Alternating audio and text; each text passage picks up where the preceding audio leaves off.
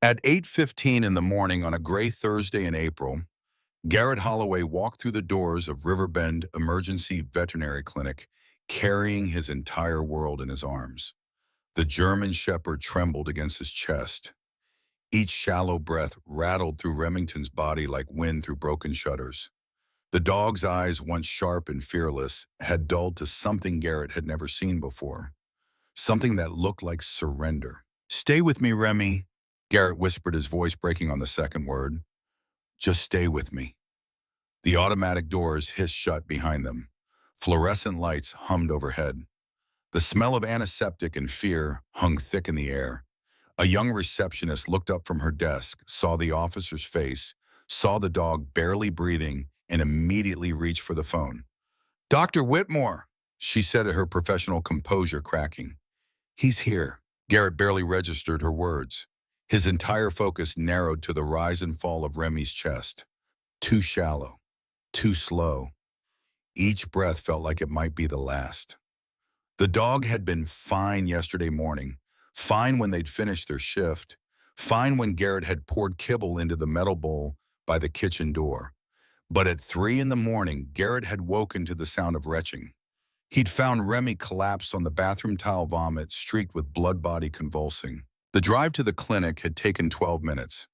Garrett had run 4 red lights. He couldn't remember a single one. "Officer Holloway." Dr. Evelyn Whitmore appeared in the hallway, her gray hair pulled back, her expression controlled, but her eyes betraying concern. She'd been a veterinarian for 23 years. She'd seen this look before, the look of someone preparing to say goodbye. "Bring him to exam 3. Garrett followed her down the corridor. His boots echoed on linoleum. Remy's head lolled against his shoulder. The dog's breathing hitch stuttered, resumed. Each irregularity sent ice through Garrett's veins. The exam room was small and too bright. A steel table occupied the center. Medical equipment lined the walls. Dr. Whitmore gestured to the table, and Garrett lowered Remy onto the cold surface as gently as he'd once laid his infant daughter in her crib 30 years ago, in what felt like another lifetime. Remy whimpered. The sound cut straight through Garrett's chest. "Tell me what happened," Dr. Whitmore said, already running her hands over Remy's body, checking gums, feeling for abnormalities. "He was fine yesterday. Normal. Then at 3 this morning, I heard him throwing up. Blood in it. He couldn't stand. Couldn't even lift his head." Dr. Whitmore's fingers probed along Remy's abdomen. The dog flinched. She moved to his chest, listening with her stethoscope. Her brow furrowed. "Heart rate is erratic. Breathing is labored. Gums are pale." She looked up. "I need to run blood work immediately. This could be organ failure, poisoning, internal bleeding." "Has he eaten anything unusual? Been exposed to chemicals?" "No, nothing. He was with me the entire day yesterday. Standard patrol, nothing out of the ordinary." Dr. Whitmore nodded, already preparing a syringe for blood draw. "I'll get these samples to the lab. It'll take about 20 minutes for preliminary results." 20 minutes felt like forever. Garrett pulled a chair close to the table and sat. He placed his hand on Remy's side, feeling the shallow rise and fall of each breath. The dog's eyes found his. In 8 years, Garrett had learned to read every expression in that intelligent face. Right now he saw pain, confusion, and something that looked like an apology. "Don't," Garrett whispered, "don't you dare apologize to me." The minutes crawled. Dr. Whitmore returned twice to check vitals. Each time she said nothing, but her expression grew more grave. At the 15-minute mark, Captain Thornton arrived. He stood in the doorway, uniform, crisp, face weathered, saying nothing because there was nothing to say. He simply stood there. A presence. A witness. Officer Dalton came 5 minutes later. He leaned against the wall, arms crossed, jaw tight. Dalton had worked with Remy for 6 years. He'd seen the dog take down armed suspects. He'd seen Remy locate missing children in impossible conditions. The big man looked like he might cry. When Dr. Whitmore finally returned with the lab results, her face told Garrett everything before she opened her mouth. "Sit down," she said gently. "I'm already sitting." "Then brace yourself." She placed the printout on the table. "His liver enzymes are elevated. Kidney function is severely compromised. Red blood cell count is dropping. These numbers indicate multi-organ failure. The words landed like punches. Garrett's hand tightened on Remy's fur. What caused it? That's what I can't tell you. There's no toxin in his blood, no infection markers, no masses on the preliminary exam. His organs are simply shutting down, and I don't know why. There has to be something, a treatment, anything. Dr. Whitmore's eyes held a sadness Garrett recognized. He'd seen it before 8 years ago in the oncologist's office when they delivered Amanda's final prognosis. Officer Holloway, Garrett, she gentled her voice. With numbers like these, we're looking at end-stage organ failure. I can make him comfortable. I can give him pain medication, but I can't reverse this. His body is shutting down. The room tilted. Garrett forced himself to breathe. How long? Hours, maybe less. Captain Thornton shifted in the doorway. Dalton turned away, at shoulders shaking. Garrett looked down at Remy. The dog's eyes were still on him.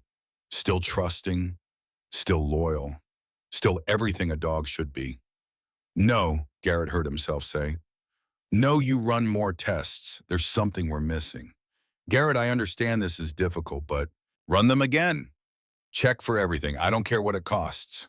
Dr. Whitmore studied him for a long moment, then nodded. I'll run a comprehensive panel, but Garrett, you need to prepare yourself. These numbers don't lie. She left to prepare more tests. The three men remained in the small room with the dying dog. No one spoke. The only sound was Remy's labored breathing and the tick of the wall clock. Garrett's mind refused the present. It fled backwards, seeking escape in memory. 8 years ago, on a September morning, that had felt like the end of everything, Garrett Holloway had stood in the hospital parking lot and contemplated driving his truck into the river. Amanda had been gone for 3 weeks. Pancreatic cancer. Diagnosis to death in 7 months. She'd been 49 years old. They'd been married for 18 years. She was supposed to grow old with him. They were supposed to retire to that cabin in Montana they'd talked about. They were supposed to have more time. The grief was a physical thing. It lived in his chest like a stone. It made breathing difficult. It made getting out of bed nearly impossible. It made the idea of continuing to exist feel pointless. He'd taken a leave of absence from the police department. Captain Thornton had insisted. Take all the time you need, he'd said. But what Garrett needed was Amanda, and time wouldn't bring her back. On that September morning, Garrett had been sitting in his truck, keys in the ignition, seriously considering whether anyone would miss him when his phone had rung. Holloway, it's Sergeant Brandt from K-9 Division. I heard about your wife. I'm sorry. Thanks. Listen, I've got a situation. We've got a shepherd, about 6 months old, found abandoned in a drainage ditch 3 weeks ago. We've been trying to place him, but he's got issues. Doesn't trust people. Won't eat consistently. The handler we assigned him to returned him yesterday, said he's untrainable. We're about to send him to a regular shelter, which with his behavioral problems probably means euthanasia. Garrett said nothing. I know the timing is terrible, Brandt continued. But I remembered you mentioning once that you grew up with German shepherds. Thought maybe if you had the time you could foster him. Just until we find someone else. It'd only be temporary. Garrett should have said no, he could barely take care of himself. But something in Brandt's voice, some thread of desperation for this unwanted dog, made him hear himself say, send me the address. The shelter was on the east side of town. Gray concrete building. Chain-link kennels. The sound of barking echoed off every surface. Brandt met him at the entrance, looking relieved. He's in the back. Fair warning, he's not friendly. Don't take it personally. The kennel was in the isolation section, away from the other dogs. Inside, pressed against the far corner, was a German Shepherd puppy who looked like he'd already given up on the world. His coat was matted. His ribs showed. There was a scar across his muzzle, partially healed, origin unknown. But it was his eyes that struck Garrett. They held the same look Garrett saw in the mirror every morning. The look of someone who'd lost everything and couldn't figure out why they were still here.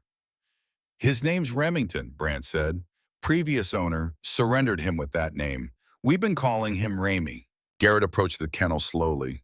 The puppy didn't move, didn't growl, just watched with those defeated eyes. Hey, Remy, Garrett said quietly. The puppy's ear twitched. Nothing else. Garrett opened the kennel door and stepped inside. Brant tensed behind him. Careful. He bit the last handler who tried that. But Remy didn't bite. He didn't move at all. Garrett lowered himself to the concrete floor back against the wall 6 feet from the dog. He sat there in silence. 5 minutes. 10. 15. Maybe this was a bad idea, Brant finally said. Give us a minute. 20 minutes in, Garrett started talking. Not to the dog specifically, just talking. About Amanda. About how she used to make these terrible blueberry pancakes every Sunday, burned on the outside, raw in the middle. And how he'd eaten every one and told her they were perfect. About how the house felt too big now, too quiet. About how he wasn't sure what he was supposed to do with all the years stretching ahead. Somewhere around the 30-minute mark, Remy's head lifted slightly. At 40 minutes, the puppy took 3 cautious steps forward. At 50 minutes, Remy crossed the remaining distance and lowered his head onto Garrett's knee. Garrett's hand moved of its own accord, settling on the dog's neck. Remy flinched but didn't pull away. They sat like that, man and dog, both broken, both alone, both unsure why they were still breathing. I'll take him, Garrett said. That night, Garrett brought Remy home to the empty house. The puppy explored cautiously, sniffing corners, checking rooms. He found Amanda's closet where her clothes still hung and sat down in front of it. Just sat there. Garrett understood. He often stood in that doorway too. For the first 3 weeks, Remy barely ate. He flinched at sudden movements. He didn't play. He didn't wag his tail. He existed barely in the same way Garrett did. But slowly, incrementally, something shifted. Remy started sleeping at the foot of Garrett's bed, started eating more consistently, started following Garrett from room to room, a quiet shadow. And one morning when Garrett woke up after a nightmare about Amanda's final days, he found Remy's head resting on the bed next to him, brown eyes watchful and steady. You too, huh? Garrett had whispered. Remy's tail had thumped once against the floor. That was the beginning. Garrett returned to work 3 months later. He enrolled Remy in basic canine training. The instructors were skeptical. The dog was skittish, unpredictable, clearly traumatized. But Garrett saw something else. He saw intelligence. He saw potential. He saw a creature fighting to survive just like him. The training was brutal. Remy struggled with commands. He balked at obstacles. He refused to engage with other dogs. But Garrett didn't give up. Every evening they practiced. Every weekend they drilled. And slowly, painfully, Remy began to trust. 6 months into training, something clicked. Remy started anticipating commands, started showing the drive and focus of a working dog, started becoming the partner Garrett hadn't known he needed. They graduated from the K9 Academy on a March morning. Remy wore his new vest with pride. Garrett felt for the first time since Amanda's death like maybe he had a purpose again. Their first real call came 2 months later. A warehouse fire on the industrial edge of town. Chemical plant, 3 workers unaccounted for, smoke thick enough to choke on. Garrett and Remy arrived with the second wave of responders. The fire chief was shouting coordinates. Firefighters were suiting up. The building groaned and sparked flames eating through the roof. We've got thermal signatures on the 2nd floor, the chief yelled, but the stairs are compromised. We can't get to them. Remy can, Garrett said. The chief looked at the EG, then at Garrett. That's a death trap in there. He can do it. They geared up. Protective vest for Remy, breathing apparatus for both of them. At the entrance, Garrett knelt and gripped Remy's face. Find them, buddy. Find them and bring us to them. Remy's eyes locked on his. One sharp bark. Ready. They entered hell. The heat was immediate and overwhelming. Flames crawled up walls. Smoke obscured everything beyond 3 feet. Remy's nose went down, working filtering through the chaos of burning chemicals and melting plastic in fear. He moved with purpose. Garrett followed one hand on the dog's vest, trusting completely.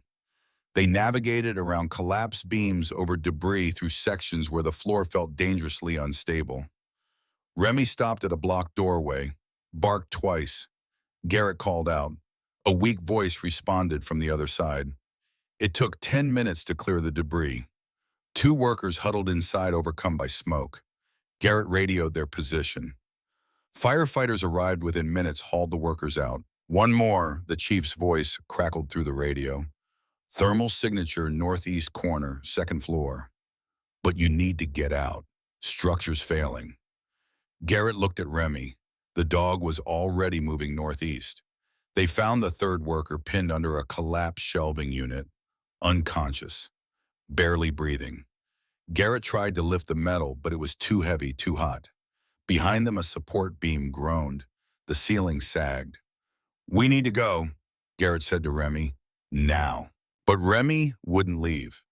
The dog positioned himself at the worker's side and barked sharp and insistent, calling for help, refusing to abandon someone in need. Garrett radioed again. Two firefighters appeared through the smoke, helped lift the shelving. They dragged the worker toward the exit. The building screamed around them, metal twisting, concrete cracking. They were 20 feet from the exit when the floor gave way. Garrett fell. His hand lost contact with Remy's vest. He hit the ground floor hard, breath knocked from his lungs, vision swimming. Debris rained down. Fire surrounded him. He tried to stand, couldn't. Tried to breathe, couldn't. Through the smoke and confusion, he heard barking, fierce, determined, getting closer. Then teeth gripped his vest collar, pulling, dragging. Remy somehow having followed him down through the collapse, now hauling him toward daylight with everything he had.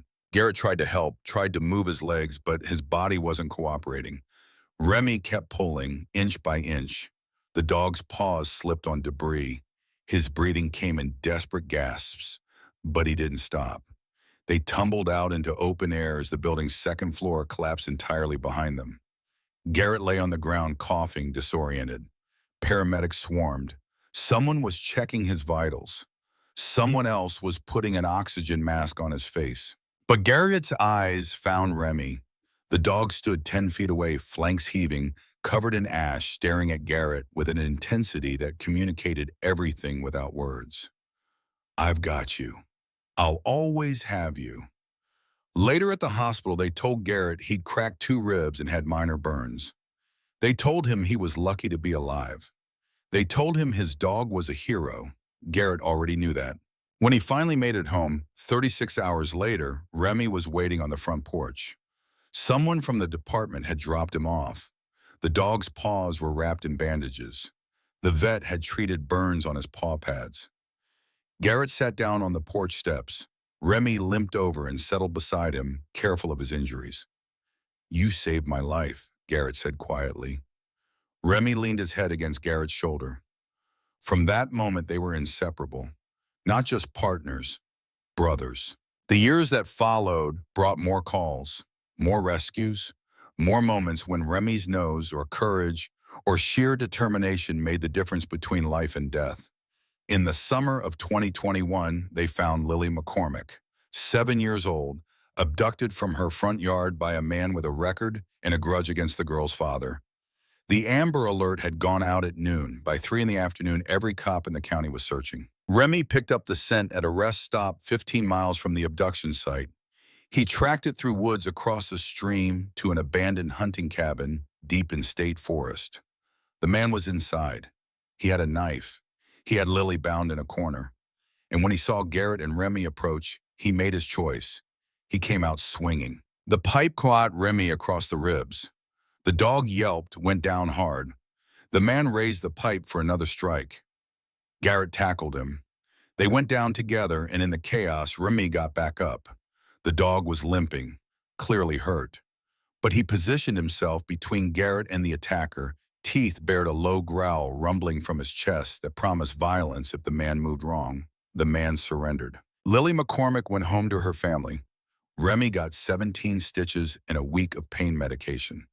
Garrett added another memory to the collection of times his partner had taken a hit meant for him.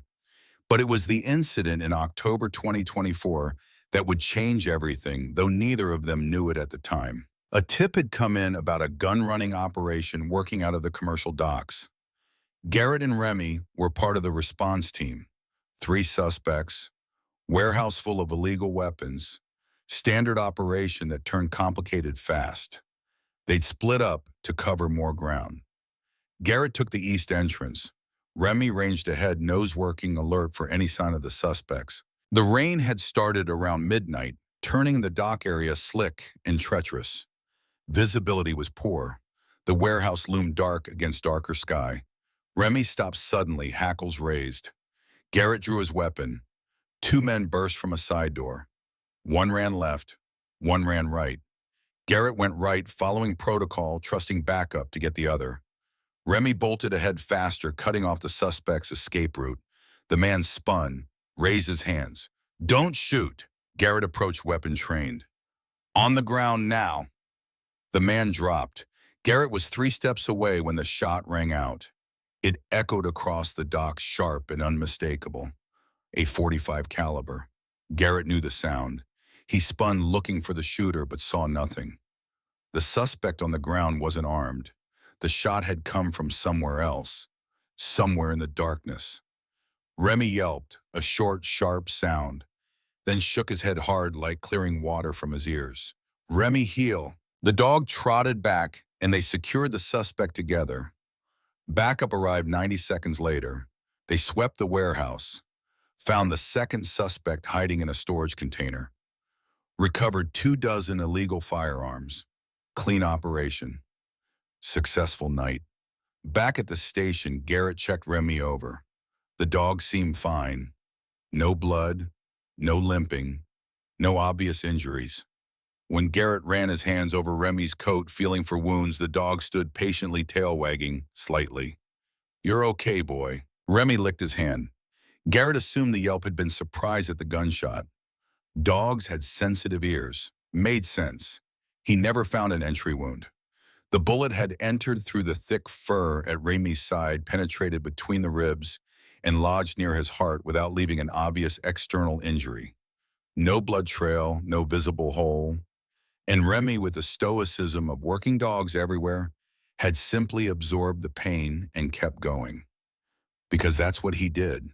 That's who he was. For 18 months, the bullet fragment had lived inside him, slowly migrating, slowly poisoning, slowly killing him, while he continued to work, continued to serve, continued to protect Garrett, without ever showing the agony he must have felt.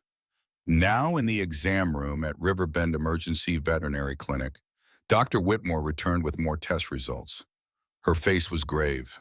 "The comprehensive panel confirms it. Multi-organ failure. Garrett, there's nothing more I can do. We need to talk about making him comfortable." Garrett's world narrowed to a pinpoint. "What are you saying?" "I'm saying it's time. His body is shutting down. He's in pain. The humane thing." "No." "Garrett," I said no. Dr. Whitmore's expression held compassion and sadness in equal measure. "I know this is impossible. I know you love him, but keeping him alive now is only prolonging his suffering." Captain Thornton stepped forward. "Garrett, she's right. I know it's hard, but you don't know anything." Garrett's voice came out harsh. "He's not just a do. He's my partner. He's my family.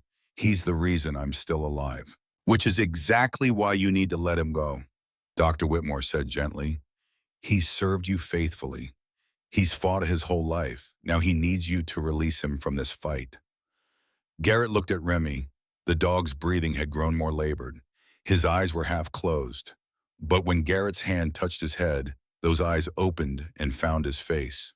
Trust, love, loyalty, everything Garrett didn't deserve and had been given anyway.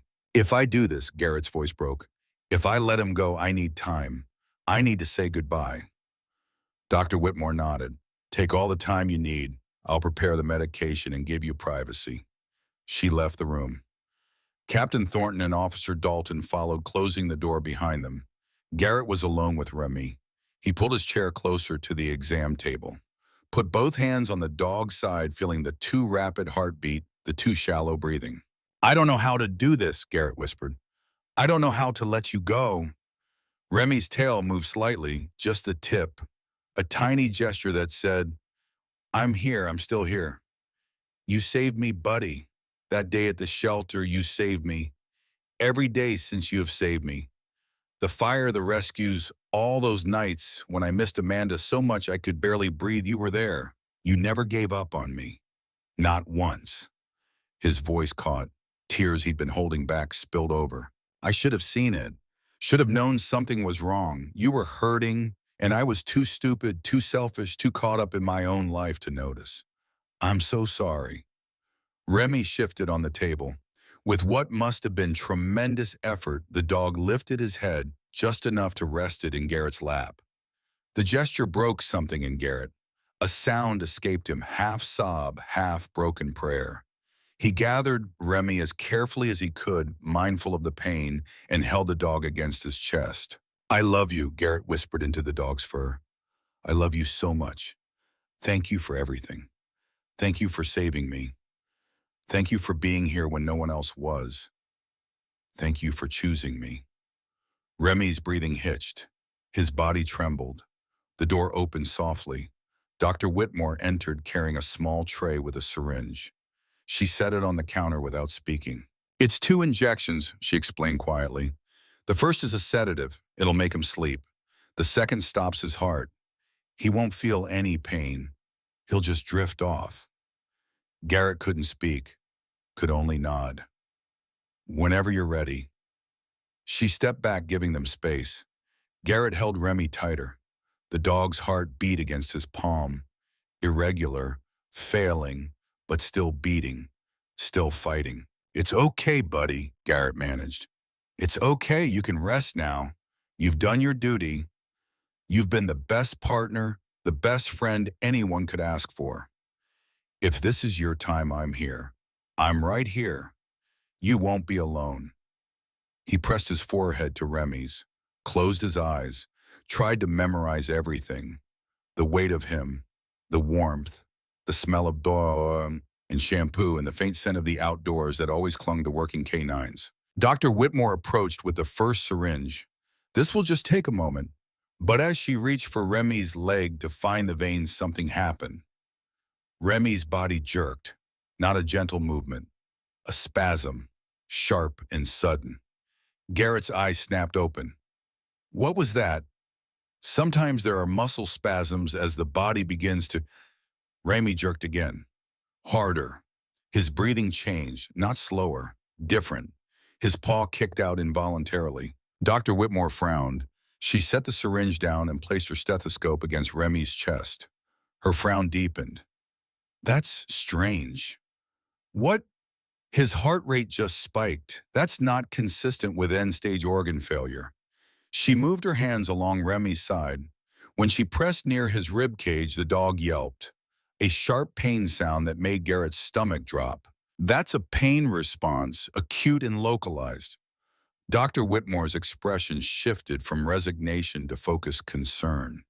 "This isn't matching the presentation. What does that mean?" Before she could answer, the door opened and a man in scrubs walked in.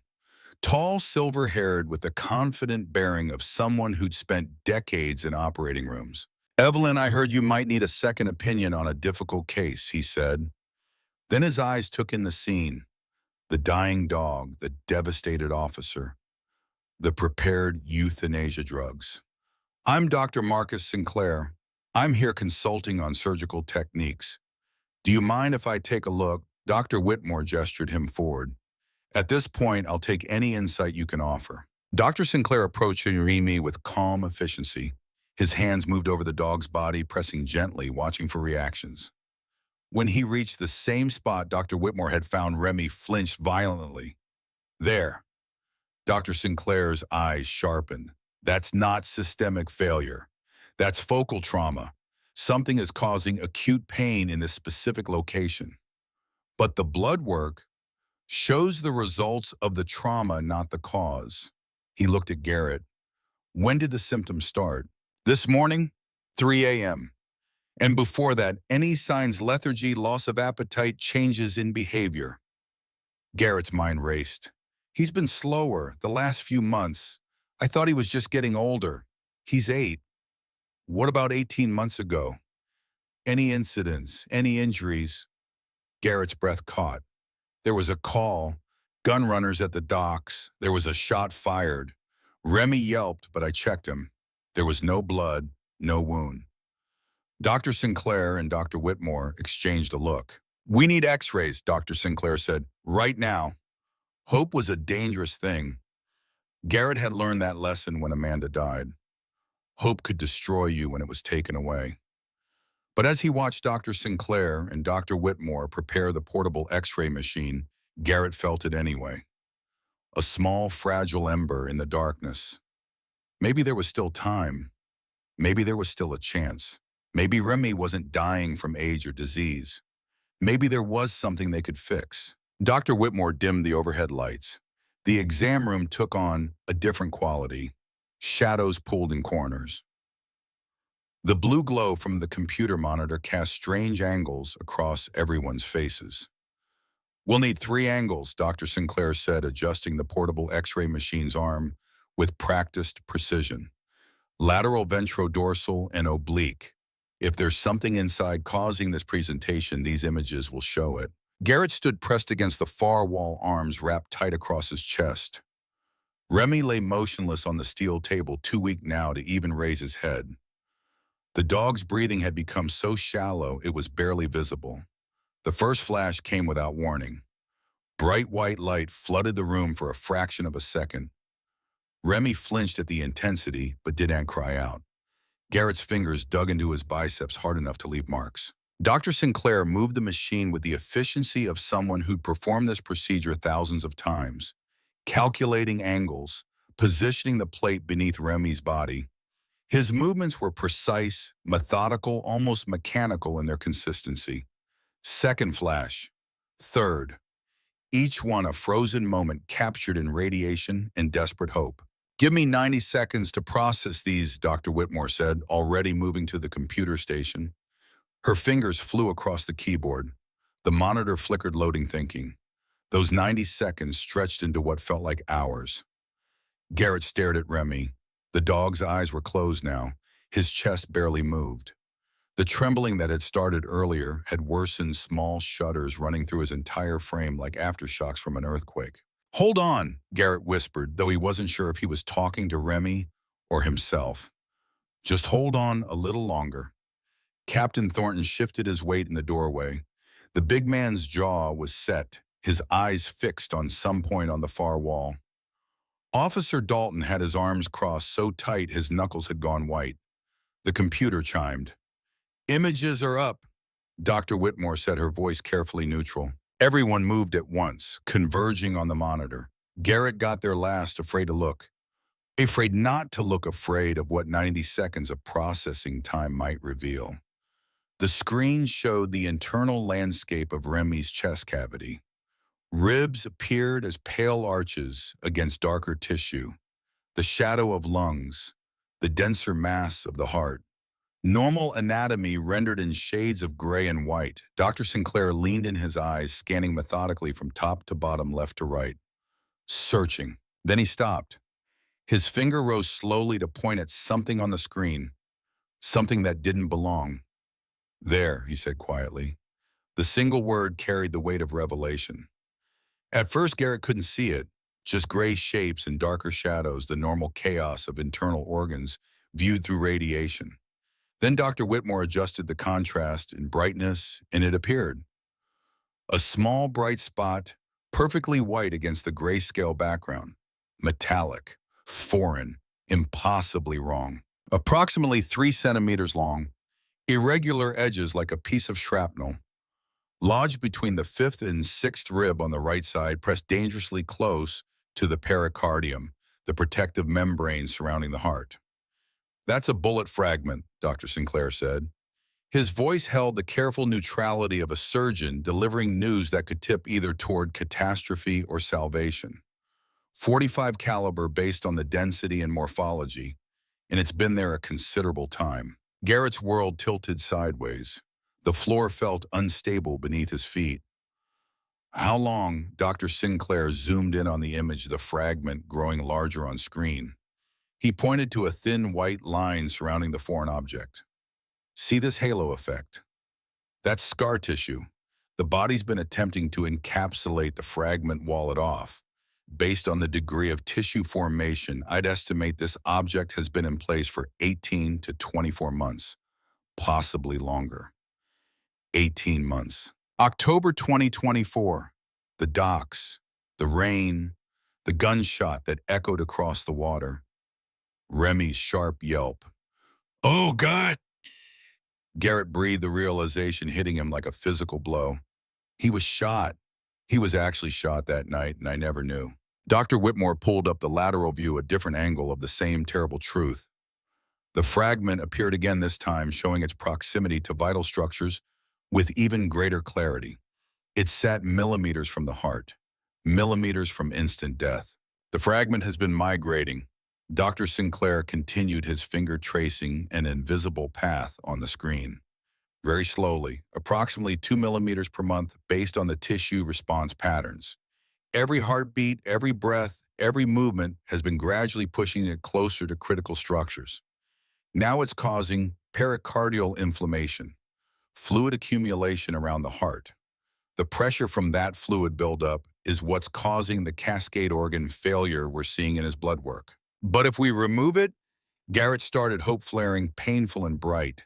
If we remove it successfully, Dr. Sinclair interrupted, his tone measured, and if we can extract it without the fragment puncturing anything vital during the procedure, then yes, his organs should recover. The failure is secondary to the pressure, not primary disease. Remove the source, eliminate the pressure, the organs bounce back. He turned to face Garrett directly, and the expression in his eyes was one Garrett had seen before. In the faces of doctors delivering impossible choices. In the eyes of chaplains visiting hospital rooms. In mirrors reflecting moments when hope and despair stood balanced on a knife's edge. But I need you to understand what we're dealing with here, Officer Holloway. This fragment is sitting against the pericardium. The membrane is thin, delicate. One wrong movement during extraction, one miscalculation, and we could cause a catastrophic tear. If that happens, he'll exsanguinate in seconds. We won't be able to stop it. What are his chances? Garrett's voice came out hoarse, barely above a whisper. The question hung in the air. Dr. Sinclair exchanged a long look with Dr. Whitmore. Some silent communication passed between them, the kind of wordless consultation that comes from years of working in fields where percentages mean life or death. 30%, Dr. Sinclair finally said. Maybe 35 if everything goes perfectly.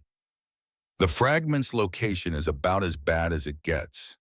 The surgery will be complex, lasting several hours. His body is already compromised from the organ stress. The anesthesia alone carries significant risk in his current state. And if we don't operate, 6 hours, maybe 8 if we're fortunate, the fluid will continue accumulating. Eventually his heart will stop from the pressure. It should be relatively peaceful, but it will be fatal. 35% versus 0. Those odds had never sounded good before, would never sound good in any reasonable assessment. But compared to the absolute certainty of death, they felt like a lifeline thrown across an abyss. Garrett looked at Remy. The dog's eyes had opened again, though just barely, watching him with that unwavering trust that had defined their entire relationship. Trust that Garrett would make the right choice. Trust that had never faltered, not once in 8 years, through fire and bullets, and all the darkness in between. The memory of that October night came flooding back with brutal, crystalline clarity. October 15th, 2024. The call had come in at 11:47 p.m. Garrett remembered the exact time because he'd been filling out end-of-shift paperwork when the radio crackled to life. Anonymous tip about a gun-running operation working out of Warehouse 7 at the Port of Portland. A TF was en route but 40 minutes out. Local PD requested to secure the perimeter and await federal backup. Garrett and Remy had been finishing a quiet shift. Routine patrol, nothing eventful. Captain Thornton had asked for volunteers to respond. Garrett's hand had gone up before the captain finished speaking. Could be nothing, Thornton had warned. Could be everything. You don't have to. We'll go, Garrett had said. Remy was already at the door, vest on, tail up, ready. Always ready. They'd arrived at the docks at 12:15 a.m. 3 other units were already positioned around the perimeter. The warehouse loomed against the night sky, a dark, massive silhouette against the slightly less dark backdrop of clouds. Rain had started falling around midnight light, at first, then progressively heavier. The kind of Pacific Northwest rain that soaked through everything and made the world feel closed and compressed. Officer Jennings had approached through the downpour rain dripping steadily off the brim of his cap. We've got eyes on 3 suspects inside through the high windows. They're moving crates, looks like loading a van. A TF says, hold position and wait. But if they try to run before backup arrives, we stop them, Garrett had finished. Standard protocol, contain and apprehend if necessary. They'd split up to cover the warehouse's multiple exits. 2 teams on the north and south loading bays. Garrett and Remy took the east entrance, the smaller personnel door that faced the river. The rain was coming down in sheets, now heavy enough that visibility dropped to maybe 15 or 20 feet. Remy had ranged ahead as they approached, nose down despite the rain. His training was exceptional. He could track in any weather, any conditions. Garrett had followed, weapon drawn, every sense heightened to combat-ready alertness. The warehouse interior was a labyrinth of shipping containers and industrial equipment, massive shadows everywhere. The sound of rain on the metal roofing created a constant drumming, white noise that masked footsteps, breathing movement. Garrett had to rely almost entirely on Remy's superior senses. They'd penetrated maybe 50 feet inside when Remy stopped dead. Every muscle in his body went rigid in that way that meant threat detected. His hackles rose along his spine. A low growl started deep in his chest, barely audible beneath the rain noise. Garrett raised his weapon, scanning the darkness with his flashlight. Police, show yourself, hands where I can see them. Movement erupted to their right. 2 figures burst from behind a stack of containers. One peeled left, sprinting toward what Garrett had assumed was the south exit. The other went right, heading deeper into the warehouse toward the riverside. Suspect running east, Garrett had shouted into his radio, then committed to pursuing the eastbound runner. Trust the other teams to handle their sectors. Remy was faster. The dog cut across the warehouse floor with the kind of speed that still amazed Garrett even after years of partnership. Paws finding purchase on wet concrete that would have sent a human sliding. Closing the distance with predatory efficiency, the suspect saw Remy coming. Skidded to a desperate stop, threw his hands up in surrender. Don't shoot. Don't let the dog. I'm not armed. Garrett closed the distance, weapon trained, center mass.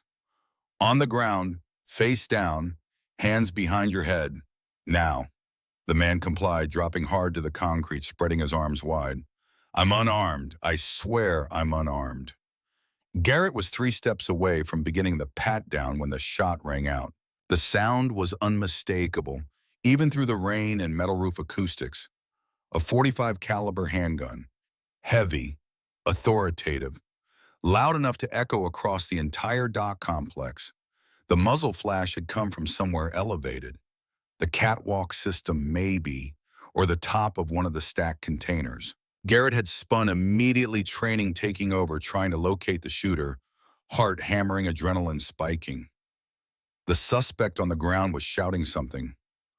Other officers were yelling through the radio, chaos erupting in real time.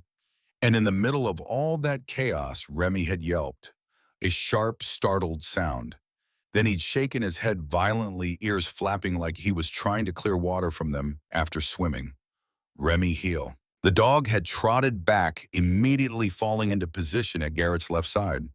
Together, they'd secured the suspect, cuffed him, waited for backup that arrived within 90 seconds. The sweep that followed had been thorough. They'd found the second runner hiding in a storage locker, discovered the third suspect had somehow escaped out a window before law enforcement even arrived. The weapons haul had been significant: 23 illegal firearms, ammunition, body armor, significant arrests, clean operation, successful night, commendations all around. Back at the station, Garrett had taken Remy into the kennel area for their standard post-operation check. He'd run his hands over every inch of the dog's body, methodical and thorough, looking for blood, for wounds, for any sign of injury or distress. Remy had stood patiently through the examination, tail wagging slightly. When Garrett's fingers had pressed along his rib cage, the dog had tensed, just barely, just for a moment, a small reaction that Garrett had noted but not worried about. He'd pressed again, gentler, watching Remy's face for pain responses. The dog had turned his head and licked Garrett's cheek. Affectionate, normal, fine. Just sore from all that running and the adrenaline, huh, boy? There had been no blood, no visible wound. German Shepherds had thick double coats, especially in the fall and winter, when their undercoat filled in.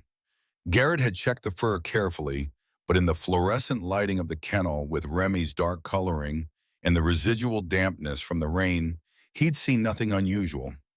Nothing that suggested a bullet had entered his partner's body. He'd given Remy an extra treat that night, rubbed his ears the way the dog loved, told him he was a good boy, the best boy. Exceptional work as always. And Remy, with a .45 caliber fragment lodged between his ribs and pressing incrementally closer to his heart, with every heartbeat, had wagged his tail and eaten his treat and settled into his kennel and never made a single sound of complaint.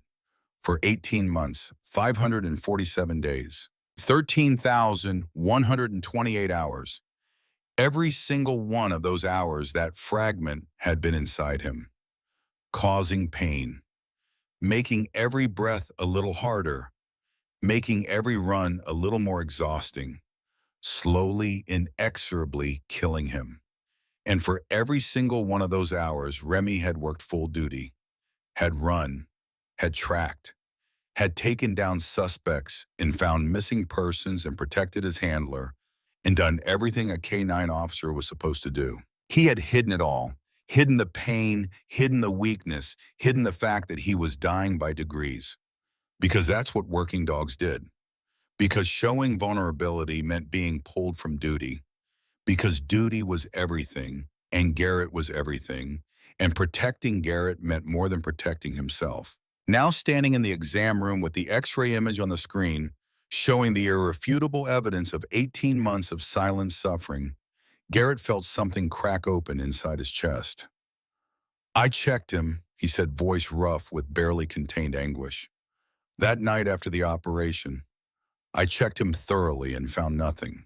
Dr. Whitmore's expression held deep compassion. The bullet entered through his coat. German Shepherds have extremely dense fur, especially their winter coat. A small entry wound can seal itself within minutes.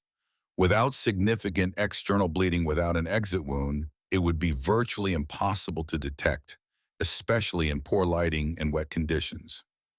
"I should have seen it, should have known something was wrong, should have taken him to emergency that night just to be sure." "Garrett," Dr. Sinclair said, his tone firm, but not unkind.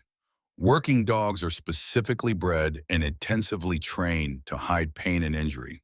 It's an evolutionary advantage for pack animals and a direct result of their conditioning. They don't show weakness because weakness in a pack means being left behind. They don't complain because complaining achieves nothing. They push through until their bodies physically fail. This dog could have been in significant chronic discomfort for months, and you would never have known unless you were specifically looking for something, unless you had reason to suspect internal trauma." The words were meant to absolve, to comfort, to remove the burden of guilt. They didn't work, because the truth was that Garrett had failed to protect the one creature who'd protected him unconditionally for 8 years, failed to see the signs, failed to notice the gradual changes that in retrospect screamed internal injury. Captain Thornton stepped forward, his voice gravel rough. Decision time, Garrett. We need to know now. Do we operate or do we let him go peacefully? Garrett looked at Remy again, really looked at him. The dog was watching him through half-closed eyes, those brown eyes that had seen him through Amanda's death, through grief that had nearly destroyed him, through all the darkness and doubt and nights when continuing to exist felt impossible. Remy had fought for him for 8 years, had saved his life multiple times, had asked for nothing in return except food and shelter and the chance to work beside him. Now it was Garrett's turn to fight for Remy. We operate, Garrett said, his voice steady despite the terror churning in his gut. Do whatever it takes. I don't care about the odds. He deserves every chance we can give him. Dr. Sinclair nodded once, sharp and decisive. Then we move immediately. Every minute we wait, that fluid accumulates. Dr. Whitmore, prep OR2. I need a full cardiac surgical kit, portable ultrasound, cross-matched, canine blood typed, and ready minimum 2 units. Get me your best surgical nurse and your most experienced anesthesiologist. Dr. Whitmore was already in motion, phone out, making rapid calls. The room erupted into organized chaos. People appearing, equipment being wheeled in, the machinery of emergency intervention spinning up to full speed. Officer Holloway, Dr. Sinclair said, his tone gentler now. I need you to fully understand what we're about to attempt. This surgery could take anywhere from 4 to 8 hours depending on complications. There will be moments when we might lose him. His heart could stop under anesthesia. He could hemorrhage during extraction. The fragment could shift and cause catastrophic damage. His compromised system could simply give out from the stress. I will do absolutely everything in my power to bring him through this alive, but I need you prepared for the very real possibility that he might not survive the procedure. I understand, Big. Because once we induce anesthesia and make the first incision, there's no going back. We either succeed completely or we lose him trying. There's no middle ground. Garrett placed his hand on Remy's head one more time. The dog's tail moved slightly, just the tip, just enough. A small gesture of trust and acknowledgement. He's a fighter, Garrett said. He's been fighting for 18 months with a bullet in his chest without anyone knowing. He won't quit now, not when he knows we're trying to help him. All right then, Dr. Sinclair checked his watch. We go in 15 minutes. Say whatever you need to say to him now. The room emptied gradually. Captain Thornton clasped Garrett's shoulder once hard enough to hurt, then left without words. Officer Dalton followed, wiping his eyes with the back of his hand. The door closed with a soft click that sounded remarkably final. Garrett was alone with Remy. He leaned down until his forehead rested against the dog's, careful not to cause additional pain. Listen to me, buddy. You're going into surgery now.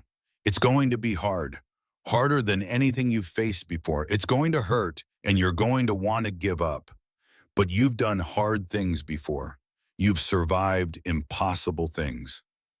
Remy's breathing rattled in his chest, in and out, labored but present, still fighting. That fire at the chemical plant, you survived that. Those burns on your paws that should have ended your career. You came back from that. The fall from that container, the pipe that cracked your ribs, you pushed through all of it. You survived 18 months with a bullet fragment migrating toward your heart without complaining once. You're the toughest, bravest dog I've ever known. Garrett's voice cracked. He pushed through the emotion, forced the words out. I need you to fight one more time.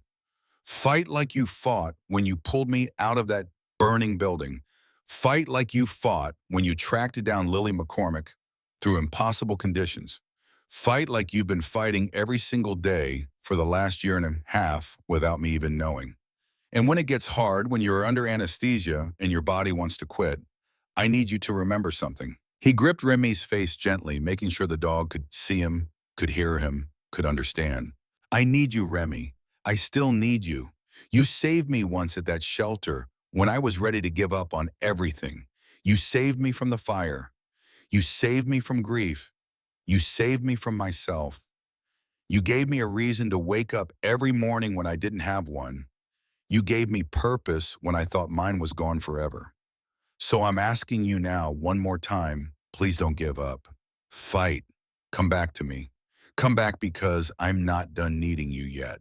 He pressed a kiss to the top of Remy's head, feeling the warmth of living fur beneath his lips, trying to memorize the sensation in case this was the last time. The dog's tail thumped once against the steel table. A promise, perhaps, or maybe just acknowledgement. Either way, it had to be enough. The door opened.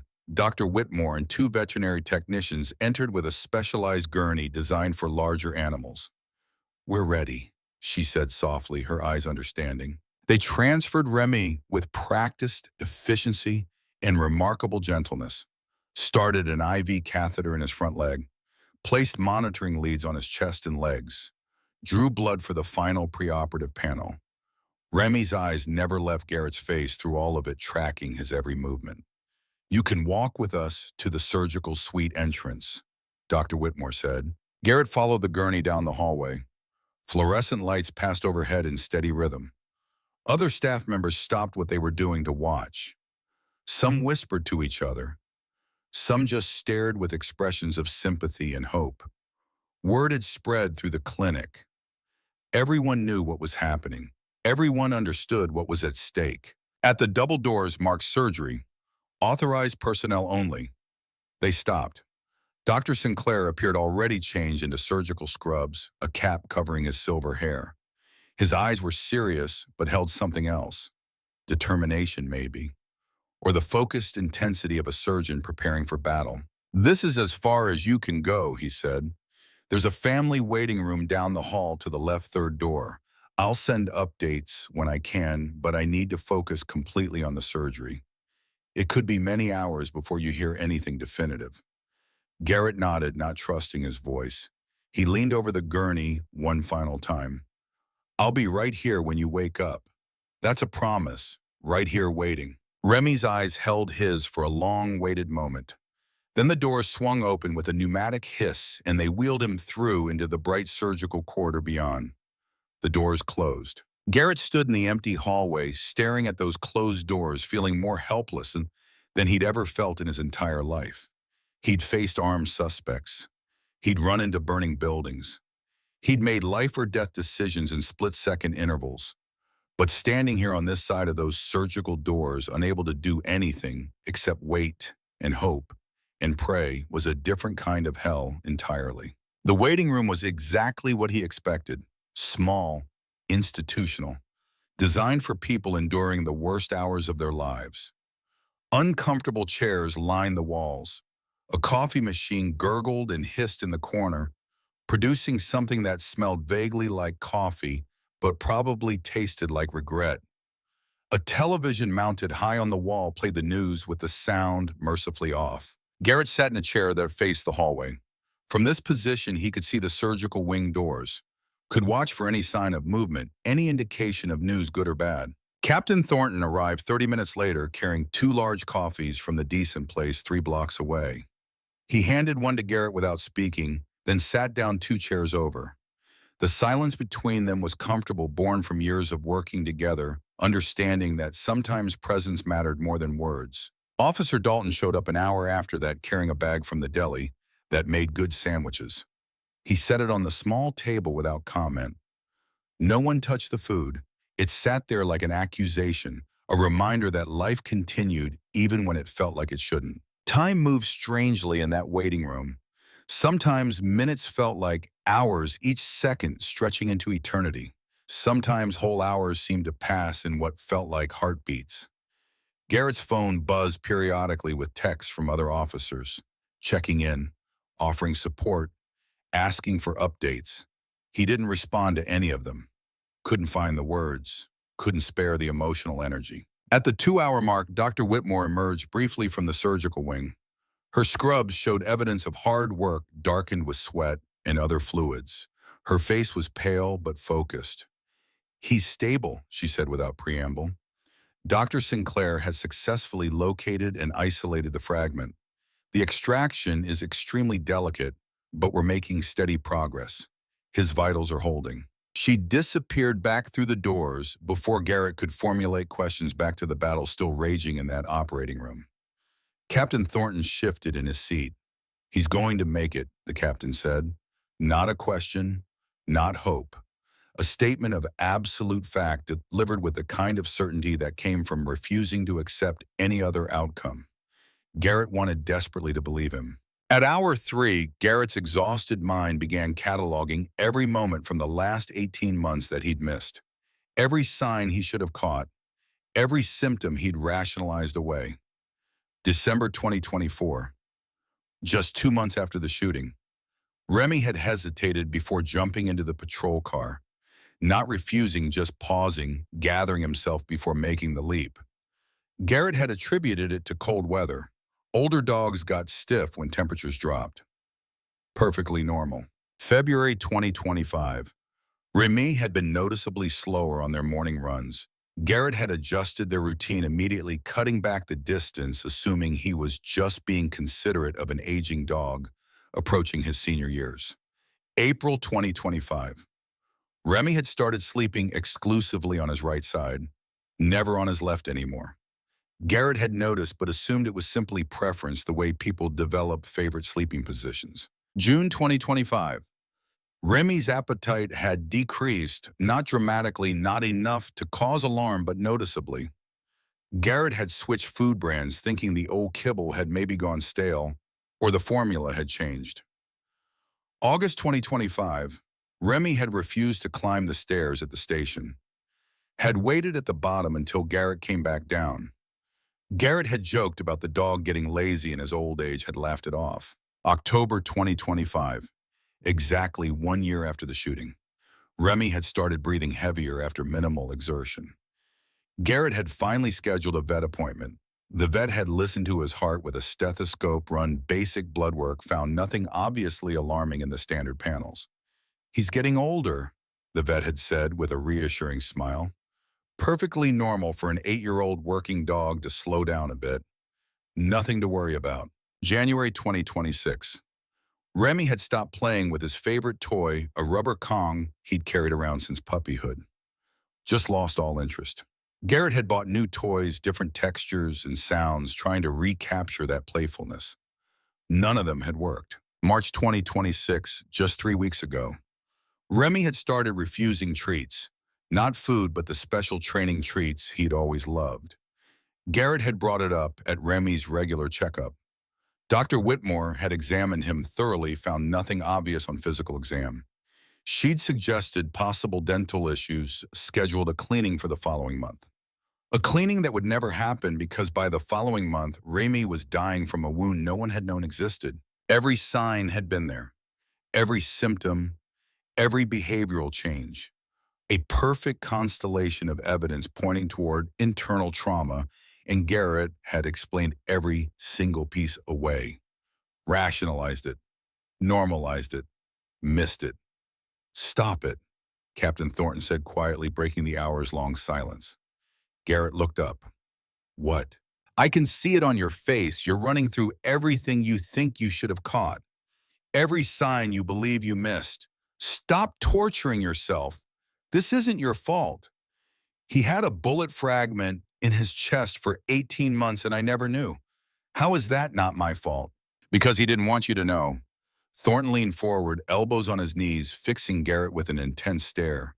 I've worked with K-9 units for 23 years. You know what I've learned in all that time? They protect us from more than just physical threats. They protect us from worry, from fear, from guilt, from anything that might hurt us, including knowledge of their own pain and suffering. Remy knew he was injured, but he also knew that if you knew you'd pull him from active duty immediately, you'd worry yourself sick, you'd blame yourself. So he hid it. That's what they do. That's what makes them so incredibly extraordinary and so absolutely heartbreaking. Officer Dalton nodded slowly. Captain's right. I worked a tracking operation with Remy just last month. Forest Park, that missing teenager case. He was definitely slower than usual, yeah, but he found that kid in under an hour when we'd been searching for 6.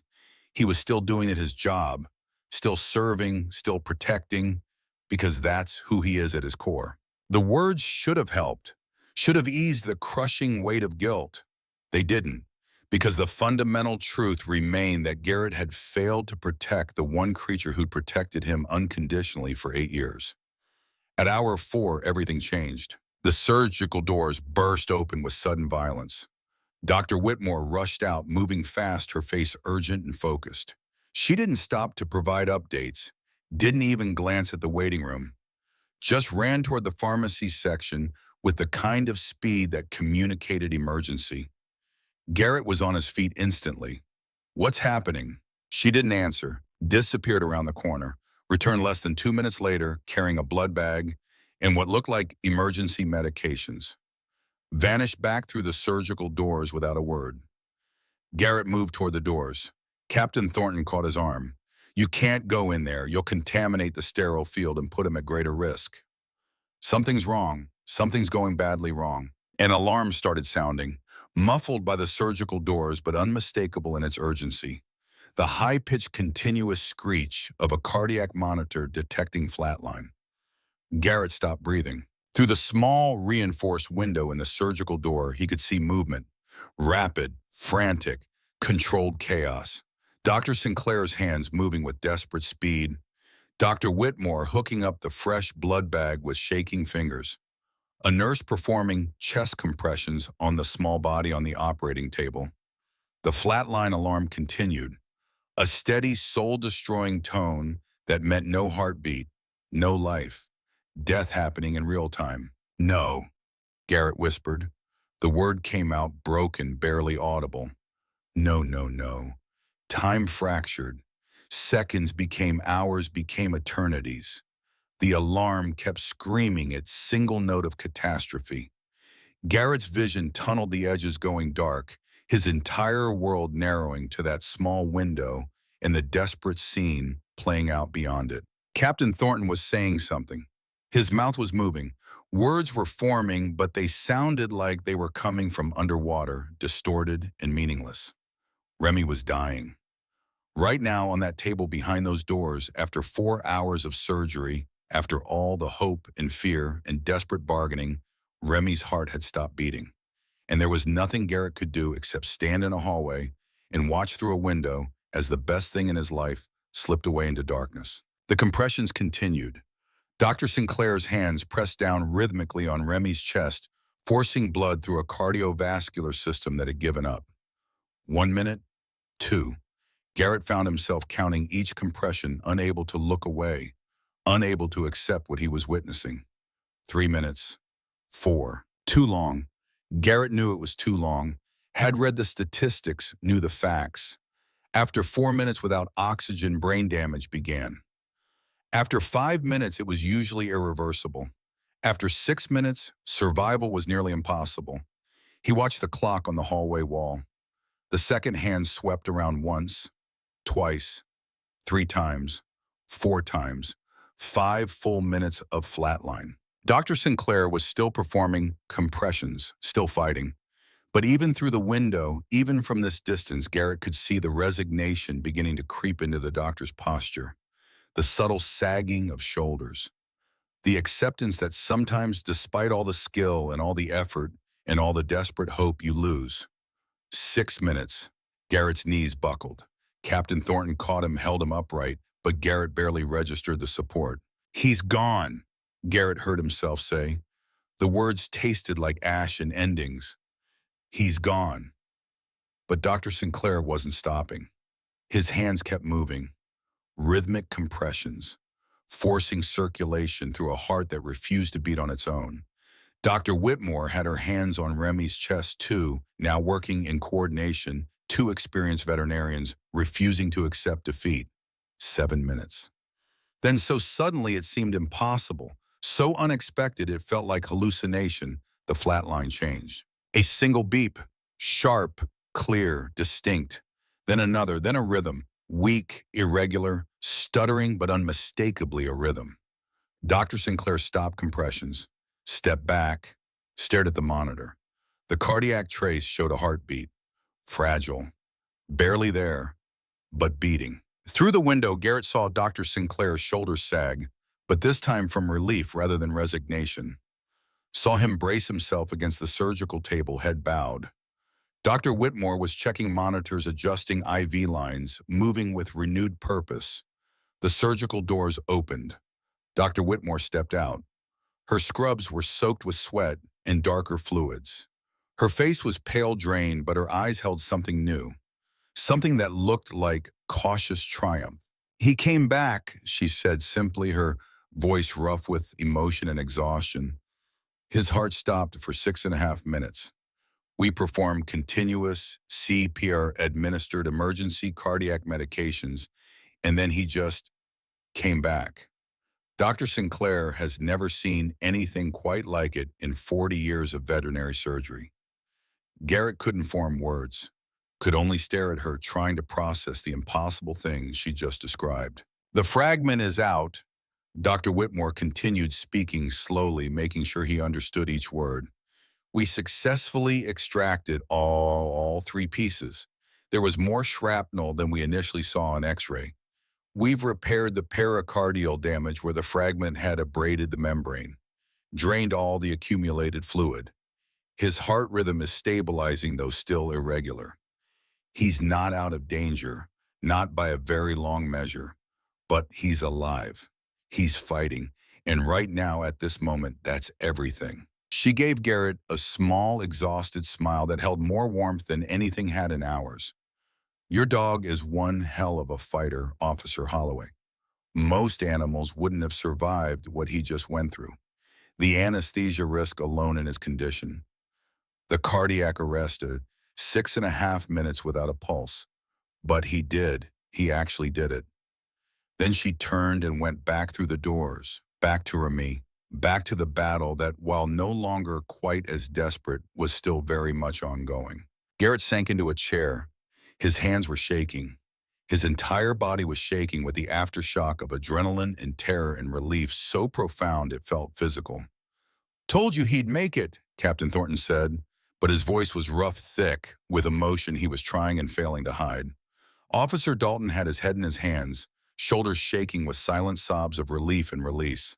The surgery continued for another hour and 47 minutes. But the worst had passed. The moment of greatest peril had come and gone. Remy had died on that operating table and made the choice to come back. Had fought his way back from the edge of absolute nothing, because somewhere in whatever consciousness remains under anesthesia, in whatever mysterious place dogs go when they dream he knew, someone was waiting for him. Someone needed him to come back. At 6:07 in the evening, 8 hours and 12 minutes after surgery began, Dr. Marcus Sinclair emerged from the operating room for the final time. His surgical mask hung loose around his neck. Deep fatigue lined every part of his face. His scrubs were marked with the evidence of the longest, most challenging surgery of a long and distinguished career. But his eyes held something that made Garrett's heart leap. Quiet triumph. Garrett was on his feet before the doctor fully cleared the doorway, moving on instinct and desperate hope. "He made it through," Dr. Sinclair said. 3 simple words that carried the weight of miracles and second chances. "The fragment is completely removed. All pieces. We've successfully repaired the pericardial tear, drained all accumulated fluid from around his heart. His cardiac rhythm has stabilized to an acceptable pattern. He's in recovery now, still under deep anesthesia, but all vital signs are holding steady." The hallway seemed to tilt and spin. Garrett reached out, steadied himself against the wall, trying to process words that felt too good to be real. "Can I see him?" "Soon. We're getting him settled in intensive care. He's still intubated, still on significant medical support, but he should start waking up within the next hour or two." Dr. Sinclair paused, and his expression shifted to something more serious. "Garrett, I need you to understand what the next 72 hours look like. The surgery was successful, yes, but Remy's body has been through extraordinary trauma. Infection is a very significant risk given the length of surgery and the contaminated nature of the original wound. His sutures could fail. His heart could develop dangerous arrhythmias as it recovers from the arrest. The next 3 days are absolutely critical. If he makes it through them without major complications, his chances improve dramatically. But right now, right at this moment, we're not remotely out of danger." But he has a chance, a real chance. He has a real chance, Dr. Sinclair confirmed, and something in his voice suggested he genuinely believed it. That dog's will to survive is something I've encountered very rarely in 4 decades of practice. He flatlined for 6.5 minutes and came back on his own. That's not entirely medical science. That's not entirely the medications we gave him. That's pure stubborn determination to keep living. Dr. Whitmore appeared behind Dr. Sinclair, still in her surgical scrubs, still showing the exhaustion of the longest day. You can come back now, recovery room 2, but Garrett, he's going to look rough. Don't let that scare you. Garrett followed her down a different corridor. Softer lighting here, quieter. The recovery wing had a different quality than the surgical area. The smell of antiseptic mixed with something else. Something that, against all odds, felt like hope taking physical form. She pushed open a door marked RR2 with careful gentleness. Inside the room was small and precisely climate-controlled. Medical equipment lined one wall in careful arrangement. A large padded mat occupied the center of the floor, raised slightly for easy access. And on that mat, surrounded by monitors and IV lines and all the machinery of intensive care, lay Remington. Garrett's breath caught hard in his chest. Remy looked impossibly small in a way Garrett had never associated with his partner. The thick bandages wrapped around his entire chest made him seem fragile, vulnerable. An oxygen line ran to his nose. 3 separate IV lines fed into catheters on both front legs. The cardiac monitor beeped steadily, showing a rhythm that was still irregular but strengthening with each passing minute. A breathing tube remained in place, connected to a ventilator that hissed softly with mechanical regularity. His eyes were closed, the anesthesia still holding him in its grip. "He's breathing mostly on his own," Dr. Whitmore said softly, reading Garrett's expression. "The ventilator is just support, making it easier. We'll wean him off it as he wakes up.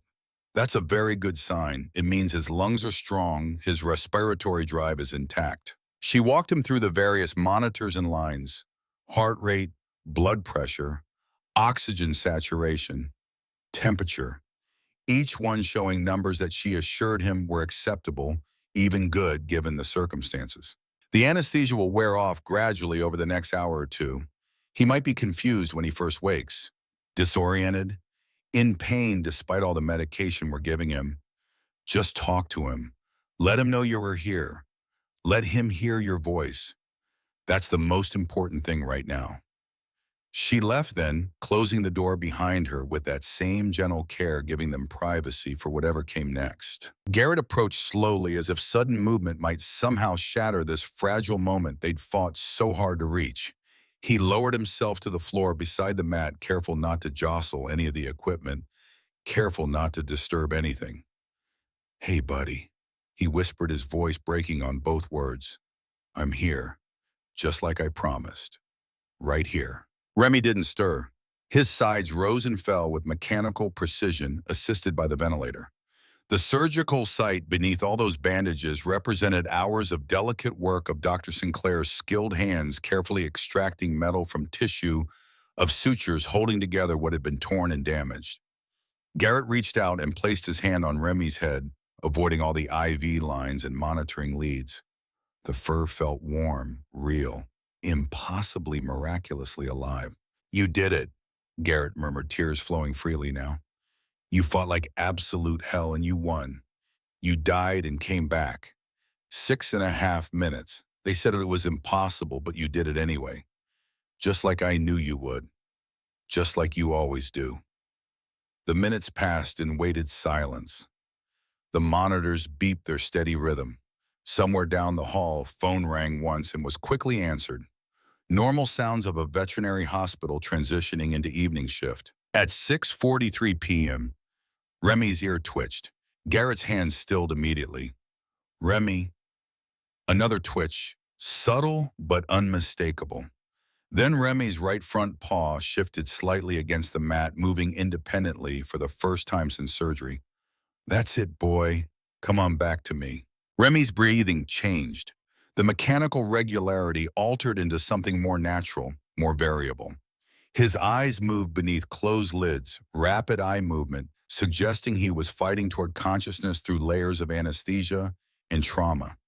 At 6:51 p.m., those eyes opened, just slits at first, narrow gaps showing dilated pupils and unfocused gaze. The pupils were massive from the drugs, making his brown eyes look almost black in the dim lighting. "I'm right here," Garrett said, keeping his voice low and steady and calm. "You're okay.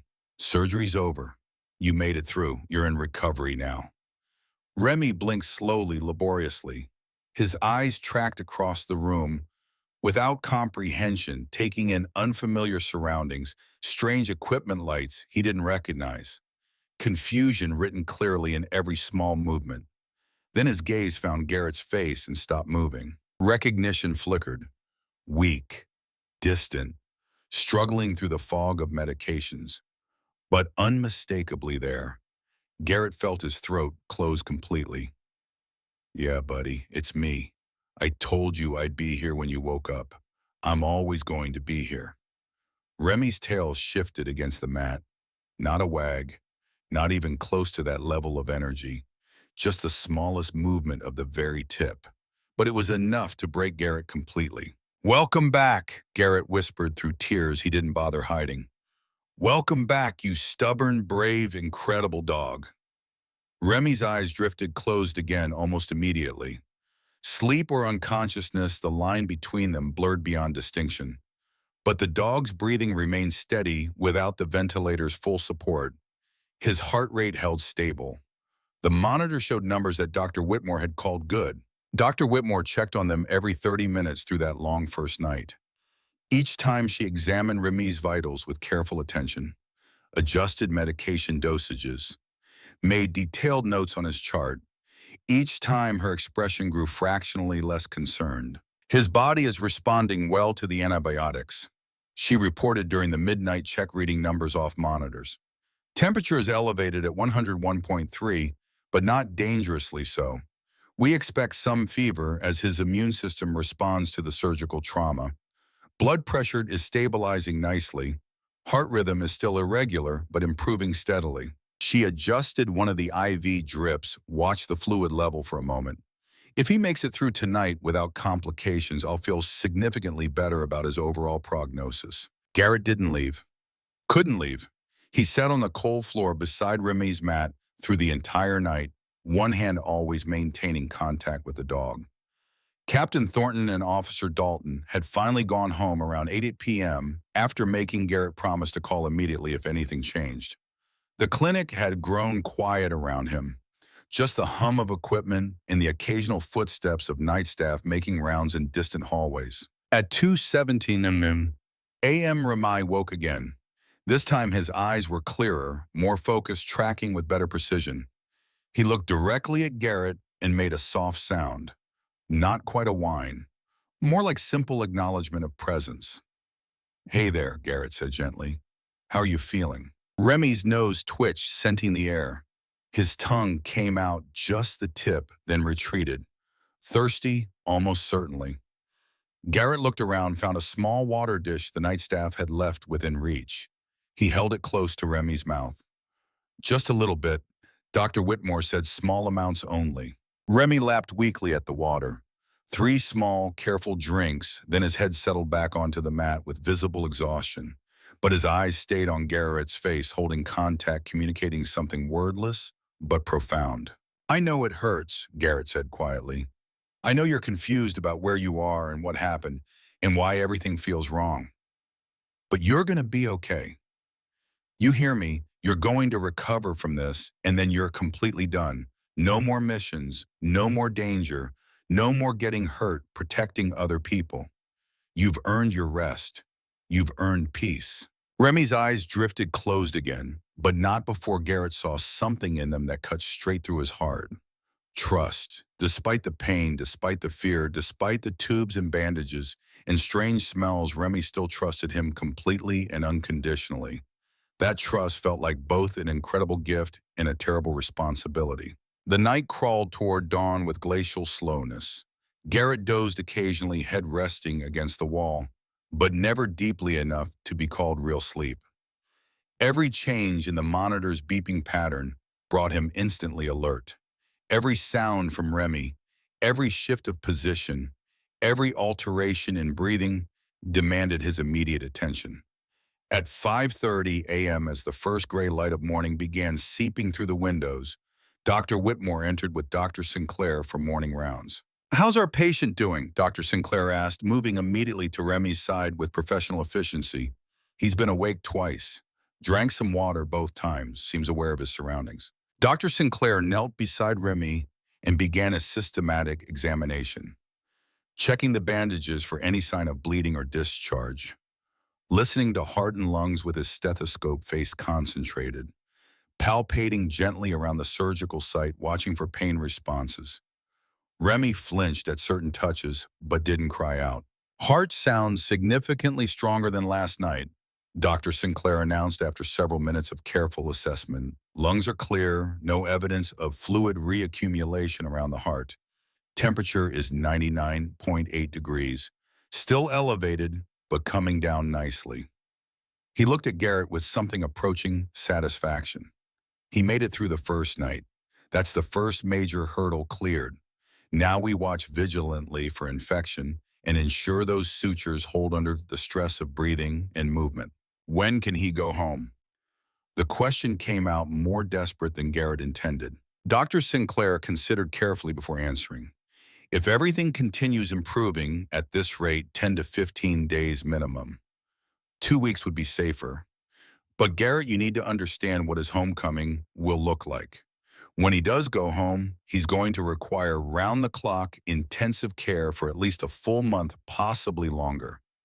Strict medication schedules every 4 to 6 hours, extensive wound management twice daily, severely restricted activity, absolutely no running, no jumping, minimal stairs, no rough play. This is going to be a very long, very demanding recovery process. I'll take leave from work, however long it takes, whatever he needs." Dr. Sinclair nodded with approval. "Good. He's going to need you more than he's ever needed anyone." The first 2 days in recovery felt like walking an endless tightrope stretched over an abyss with no safety net. Remy developed a serious fever on day one post-operative. His temperature spiked to 102.4 degrees by afternoon. Dr. Whitmore increased antibiotic dosages, applied cooling packs, strategically monitored him hourly with meticulous attention. The fever broke after 14 brutal hours, leaving Remy completely exhausted but stable. He refused to eat. Not the special high-protein recovery food they offered. Not the treats Garrett tried to tempt him with. Not even the chicken broth that had always been irresistible. His body was too traumatized, too focused on basic survival to spare energy for digestion. By day 2 evening, Garrett could see Remy visibly weakening. The dog slept almost constantly, rousing only briefly when directly stimulated. When awake, he seemed distant, disconnected, as if some essential spark that made Remy himself had dimmed to barely flickering embers. "This is completely normal," Dr. Whitmore assured him, though her own expression carried concern. "His body is using literally every available resource just to heal. The protein from his own muscle tissue, the fat reserves he has left. Everything is being channeled into recovery. He'll come back to himself. You have to give him time." But time felt like an enemy when every hour brought new fears about infection, about suture failure, about the dozens of ways recovery could go catastrophically wrong. On the second night at exactly 11:47 p.m., the monitor started screaming. Garrett jerked awake from exhausted half-sleep. The cardiac monitor showed erratic, dangerous spikes. Remy's body convulsed on the mat. Not a seizure, something different, something worse. Dr. Whitmore burst through the door at a dead run. Dr. Sinclair immediately behind her, both moving with the controlled urgency of emergency response. "Internal bleeding," Dr. Sinclair announced immediately after a 10-second assessment, his hands already examining Remy. "One of the deep sutures has failed. We need to get him back to surgery immediately. Right now." "No," Garrett breathed, the word coming out broken. "No, he can't survive going through that again. If we don't operate within the next 30 minutes, he'll bleed out." Dr. Sinclair's voice was firm but not unkind, delivering impossible truth. I know this is terrible. I know he's already been through more than any animal should endure. But this is survivable if we act immediately. If we wait, if we hesitate, he dies. They were already moving even as he spoke, disconnecting monitors with practiced speed, preparing Remy for emergency transport. The dog's eyes found Garrett's through the chaos, confused, frightened, in obvious pain, trusting despite everything. Garrett gripped Remy's paw, carefully mindful of the IV line. You can do this, buddy. One more time. Just one more fight. I know it's not fair. I know you shouldn't have to, but you can do it. You're strong enough. They wheeled Remy away again. The surgical doors swung closed again, and Garrett was left standing in an empty hallway again, wondering if he'd made the right choice, wondering if he was being kind or cruel, forcing Remy to endure this much suffering, just because Garrett couldn't bear the thought of letting him go. Captain Thornton arrived 23 minutes later, summoned by Garrett's brief, devastated text message. Just one word here. The captain sat down beside him without speaking, said nothing at all, just sat there in solidarity and support while they waited together to see if Remy would survive a second major surgery in less than 48 hours. The operation was mercifully shorter this time, 94 minutes. Dr. Sinclair emerged looking grim, but not defeated exhaustion, written in every line of his body. We found the bleeder, small arterial branch we missed during the initial surgery, hidden behind scar tissue from the original bullet wound. It's repaired now, triple sutured. We reinforced all the other deep sutures while we were back in there. He should be stable now. But Garrett, he paused, choosing words with obvious care. His body truly cannot take much more trauma. If something else fails, if another complication develops, I don't know if he'll survive a third intervention. We may be approaching the limits of what medicine can do. I understand. Because at some point, we have to ask ourselves a very difficult question. Are we doing this for him, or are we doing this for us? Are we fighting to give him more life, or are we just prolonging suffering because we can't accept the alternative? The question hung in the air between them, like smoke that wouldn't dissipate. Garrett had no answer. No good answer. Maybe no answer at all. Remy survived the second surgery. Woke up 4 hours later, weaker than before, but undeniably alive. The fever returned with a vengeance, peaked at 103.1 degrees, finally broke after 2 full days of aggressive treatment that left everyone exhausted. On day 5, post-initial surgery, something changed. Garrett woke in the recovery room to an unfamiliar sound. He opened his eyes, disoriented from another night of broken sleep on the floor, and found Remy drinking from his water bowl. Not weakly, not reluctantly, deliberately, with purpose and intention. Remy. The dog looked up, and his eyes were clearer than they'd been since before the surgeries. Alert, present, actually seeing rather than just looking. Dr. Whitmore came in for morning rounds 20 minutes later and stopped dead in the doorway. Remy was eating, actually eating. Small, careful bites of the recovery food, but eating nonetheless. Well, she said, unable to completely hide her smile, look who's decided to rejoin the living. Over the next 5 days, Remy's improvement accelerated in ways that seemed almost miraculous after the setbacks. The fever stayed gone completely. His appetite increased daily. He started showing genuine interest in his surroundings, tracking people walking past the door, ears perking at familiar sounds. On day 7, Dr. Sinclair helped Remy stand for the first time since the surgeries. The dog's legs shook violently with the effort. He managed maybe 3 seconds of bearing his own weight before his muscles gave out and he collapsed back onto the mat. But he'd stood, under his own power. However briefly, it was a beginning. Day 8 brought 10 seconds of standing.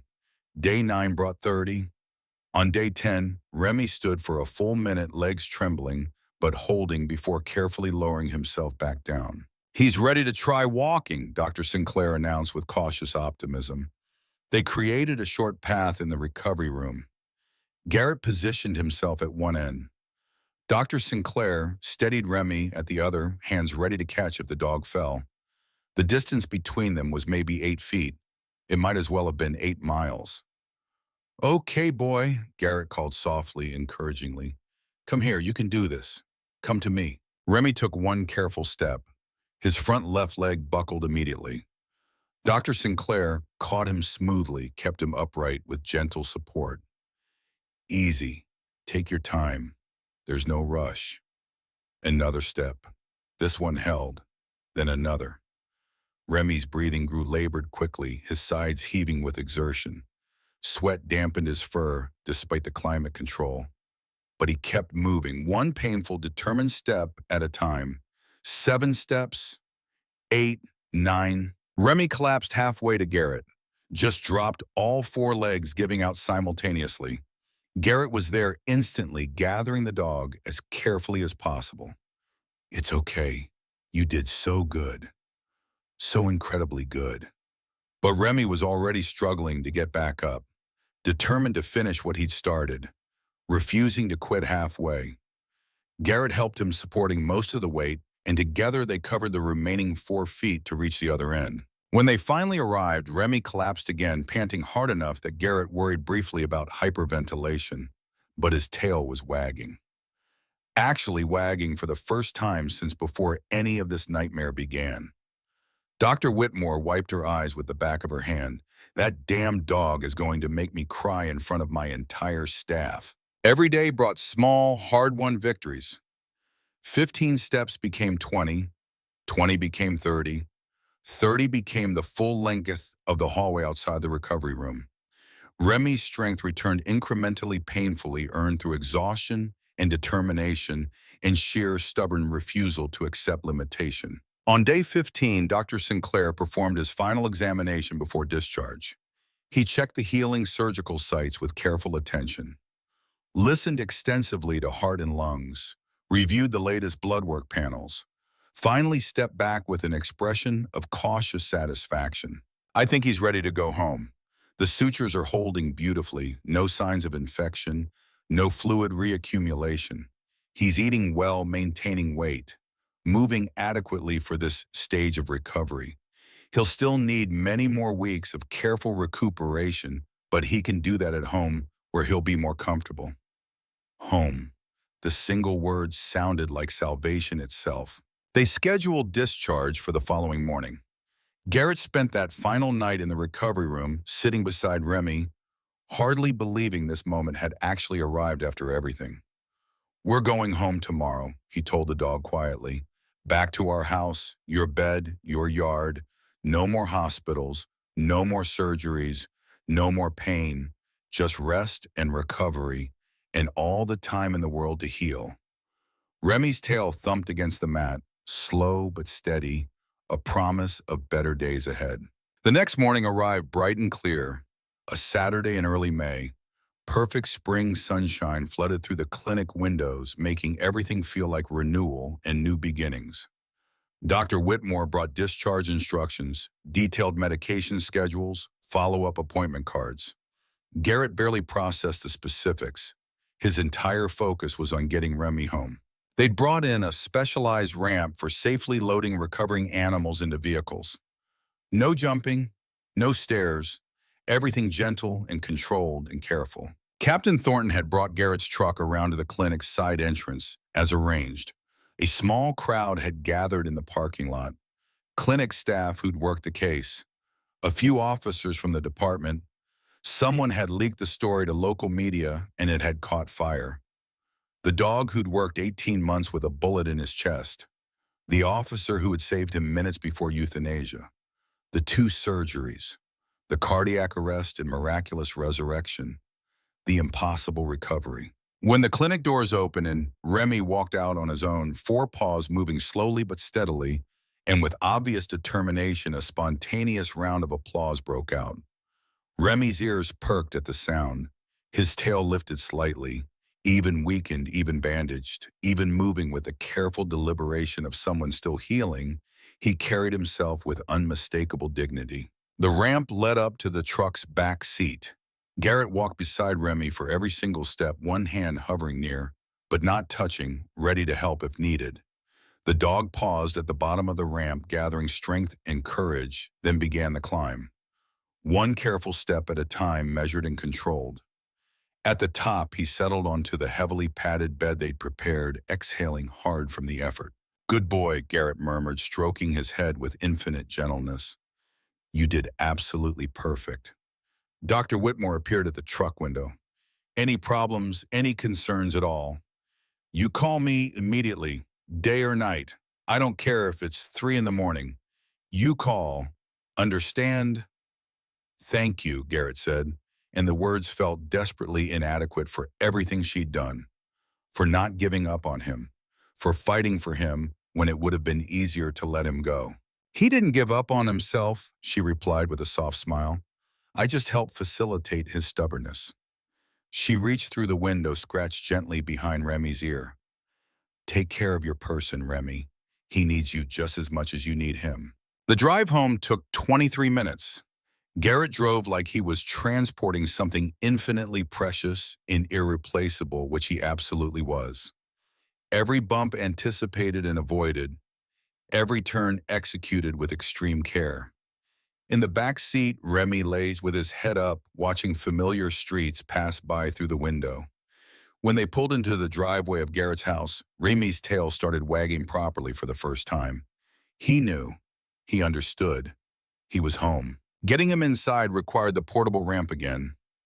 Remy managed the transition with noticeably more confidence this time.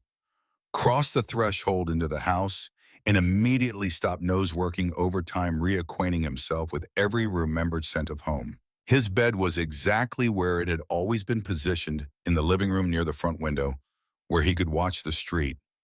Garrett had washed the cover until it smelled fresh, fluffed the padding until it was perfectly comfortable. Remy walked to it, slowly turned 3 careful circles, the way he always had, and lowered himself down with a long, satisfied sigh. He was home. Garrett sat on the floor beside the bed, one hand resting on Remy's side. "Welcome back, buddy. Welcome home." Remy rested his head on Garrett's leg, closed his eyes, and for the first time in weeks, looked genuinely peaceful. The first month home established entirely new rhythms and routines. Garrett had taken a full month's leave from the department, possibly more if needed. His days now revolved completely around Remy's care and recovery. Medication administration at 6 a.m. noon, 6 p.m. and midnight without exception. Antibiotics, pain management, anti-inflammatories. Each dose carefully measured, each dose given with food, each dose monitored to ensure Remy kept it down.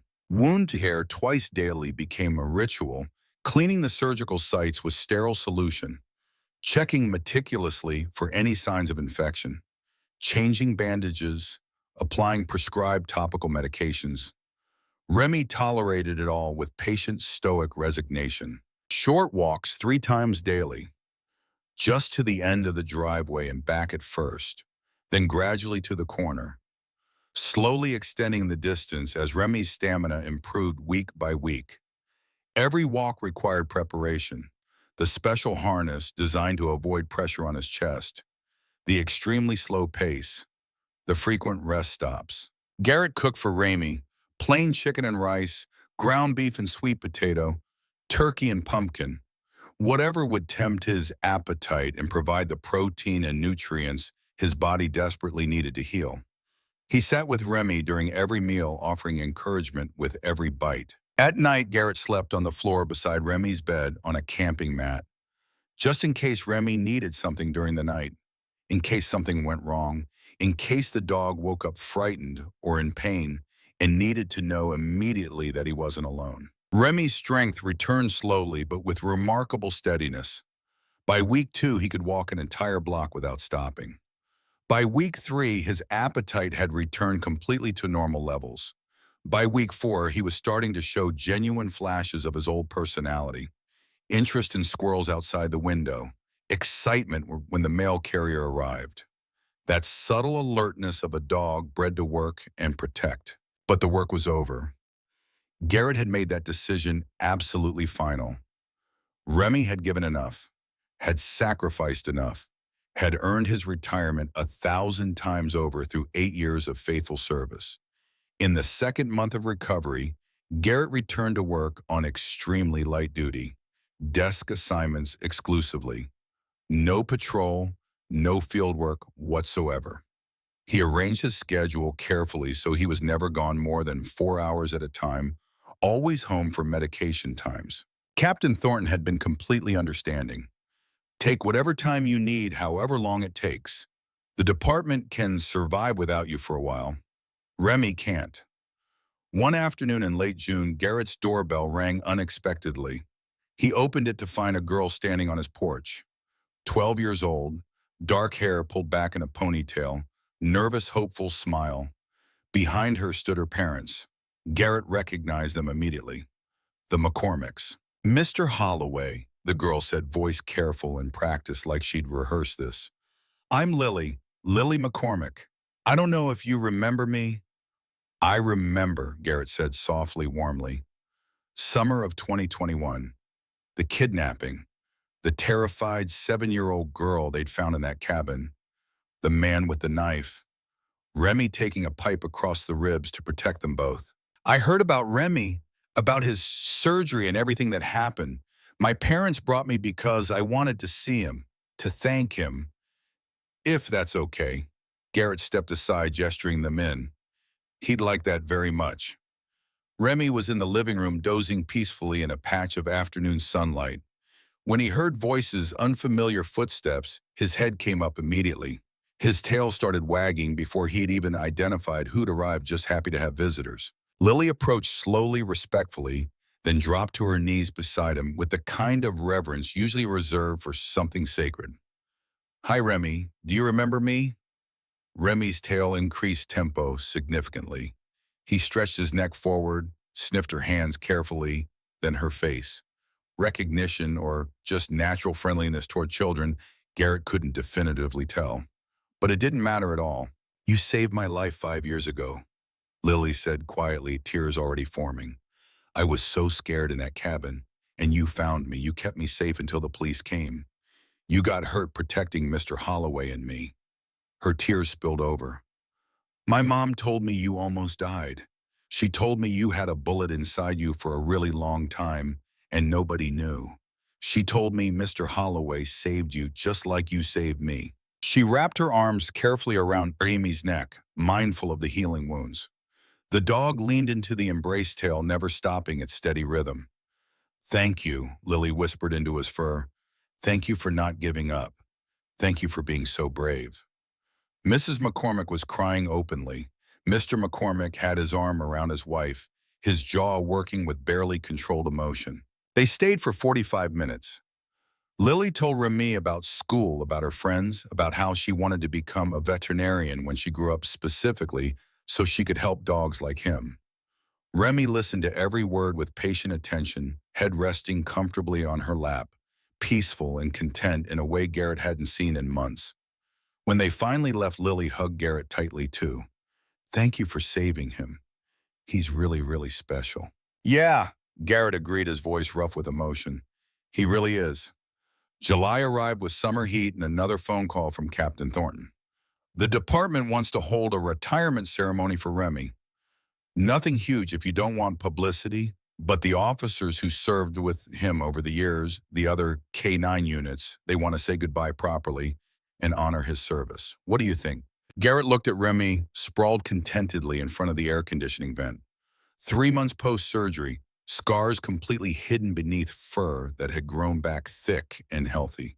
Strength mostly returned to normal levels, eyes bright and alert and full of life. When, next Saturday at the station, noon, "We'll be there." The ceremony was planned to be relatively small and intimate. It absolutely wasn't. The police department's parking lot was completely packed when they arrived. Officers from every precinct in the city, K9 handlers from across the entire state, city officials, local news crews, national news crews. Someone had shared the story widely, and it had caught fire across social media and traditional media alike. The dog who'd worked 18 months with a bullet lodged in his chest. The officer who'd saved him literally seconds before euthanasia. The two emergency surgeries. The cardiac arrest and miraculous resurrection after 6.5 minutes. The impossible beautiful recovery. Garrett hadn't particularly wanted this level of attention and exposure, but looking at the crowd, at the genuine respect and emotion on every single face, he understood. This wasn't about publicity or media coverage.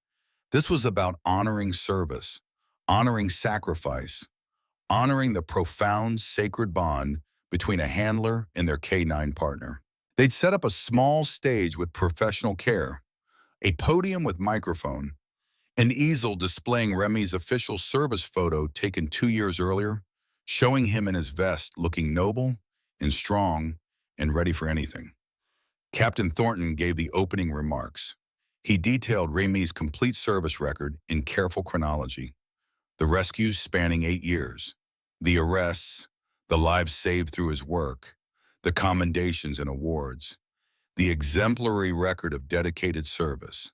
Then he called Garrett to the podium. Garrett had prepared remarks carefully, had written them out longhand, edited them multiple times, practiced delivery. But standing at that microphone, looking out at hundreds of faces, officers and civilians and media, all those carefully prepared words evaporated like morning fog. Remy saved my life, he said simply, letting truth carry the weight. Not just in the ways you'd immediately think. Yes, he pulled me from a burning building when I would have died in that fire. Yes, he protected me from armed suspects who meant me harm. But that's not primarily what I mean when I say he saved me. He paused, gathering thoughts, gathering courage for vulnerability. 8 years ago, I lost my wife Amanda to cancer. I was drowning completely in grief. I didn't want to keep going, didn't see any point in continuing, couldn't imagine a future that made sense. Then I met this dog, this scared, scarred, abandoned dog who had every reason to give up on the world entirely. And somehow, inexplicably, we saved each other. Remy sat beside him, on stage, the Medal of Valor, hanging from his collar, catching sunlight. The dog was watching the crowd with alert, interested attention, tail wagging slightly, enjoying the attention and energy. For 18 months, Remy carried a bullet fragment in his chest. Garrett continued. Every single day, it caused him pain. Every single day, it made his job harder and more difficult. And every single day, he showed up anyway. He worked, he served, he protected, he saved lives. Because that's who he is at his core. That's what he was bred to do. That's what love looks like in its purest, most selfless form. His voice cracked. He pushed through the emotion. He never complained, never slowed down until his body literally physically couldn't continue anymore. And when he was dying on that exam table, when we were literal seconds from letting him go peacefully, he fought his way back. He refused to quit. He refused to surrender. Just like he's refused to quit every single day of his entire life. He looked down at Remy. The dog looked back up at him, brown eyes steady and calm and filled with everything good. Someone asked me once what makes a truly good K9 officer. I used to say intelligence, natural drive, courage, but I was fundamentally wrong about that. What makes a good K9 officer is exactly the same thing that makes a good human being. It's showing up when showing up is hard. It's doing your duty even when that duty costs you everything. It's loving someone so completely that their pain becomes your pain, their fear becomes your fear, and their survival and well-being becomes more important than your own. The crowd was absolutely silent. Even the news cameras had stopped their mechanical movements. Remy taught me all of that. He taught me what it truly means to be loyal, to be genuinely brave, to keep fighting even when you're broken inside and can't see a way forward. And the greatest privilege of my entire life has been getting to serve beside him, getting to learn from him, getting to be loved by him. He knelt down beside Remy, unclipped the Medal of Valor from the dog's collar, and held it up for everyone to see. This medal says you're a hero, but I didn't need a ceremony or a medal to tell me that truth. I've known it for 8 full years. Thank you, Remy, for absolutely everything. For saving me in every way a person can be saved. For teaching me what matters. for never ever giving up. You've earned your rest 1,000 times over. Now enjoy it. The applause started quietly, almost tentatively, then built into something overwhelming and powerful. Standing ovation. Officers in dress blues, with tears streaming down their weathered faces. K9 handlers saluting formally. The entire crowd on their feet honoring not just Remy, but every working dog who'd ever served, ever sacrificed, ever given everything for the humans they loved. Remy's tail wagged harder, faster. He looked somewhat confused by all the noise and attention, but clearly pleased. When Garrett stood back up, Remy stood with him smoothly. They walked off that stage together, side by side. Partners, brothers, family. That evening, as the sun set and the oppressive summer heat finally broke into comfortable warmth, Garrett and Remy sat together on the back porch steps of their home. The yard stretched out before them peacefully, green grass needing mowing, oak trees providing dappled shade, a fence that badly needed repair, the ordinary beautiful landscape of an ordinary beautiful life. Remy lay with his head resting in Garrett's lap, completely relaxed. The scars on his chest were visible in the golden evening light, evidence of trauma survived, evidence of battles fought and won, evidence that sometimes even when absolutely everything seems lost, miracles still happen. You know what your last mission really was? Garrett said quietly, stroking Remy's ears with gentle rhythm. The dog's eyes were half closed, peaceful, content, safe. It wasn't catching criminals. It wasn't finding missing people. It wasn't any of those things we did together for all those years in service. Remy's tail thumped once against the wooden step. Your last mission was teaching me what truly matters in life. Teaching me that love isn't something you just say with words. It's something you do every single day, even when it hurts. Especially when it hurts. Even when nobody's watching or keeping score. Garrett looked up at the sky.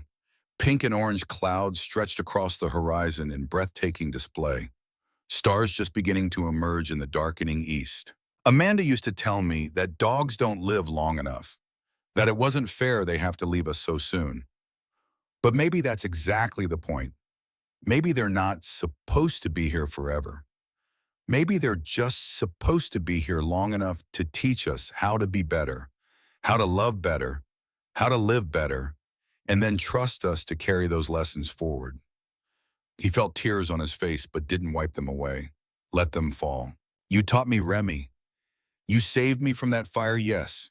But more importantly, you saved me from myself, from the grief that was eating me alive from the inside, from the loneliness that made every single day feel impossible to face. You gave me a reason to wake up every morning, a reason to keep going when I couldn't find one anywhere else, a reason to believe that maybe even after losing everything, life could still have meaning and purpose. Remy shifted slightly, pressing his head harder into Garrett's hand, a gesture of comfort.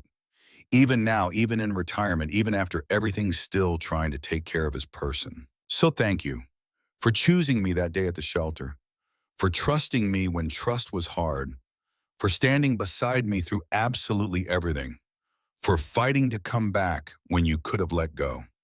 Thank you for 18 months of silent suffering so I wouldn't worry. Thank you for every early morning, every late night, every single moment of loyalty that I'll never be able to fully repay. The sun touched the horizon. The world turned gold, then amber, then soft purple and blue. We've got time now, Garrett said softly. All the time in the world. No more missions, no more danger, no more pain. Just us. Just this. Mornings on the porch, walks in the park, lazy afternoons. All the peaceful time I should have given you before, but was too caught up in work to realize you needed. Remy's breathing was slow and even and perfectly calm. His eyes closed fully. Sleep or contentment or simply complete trust that everything was finally truly okay. You can rest now, buddy. You've done your duty and then some.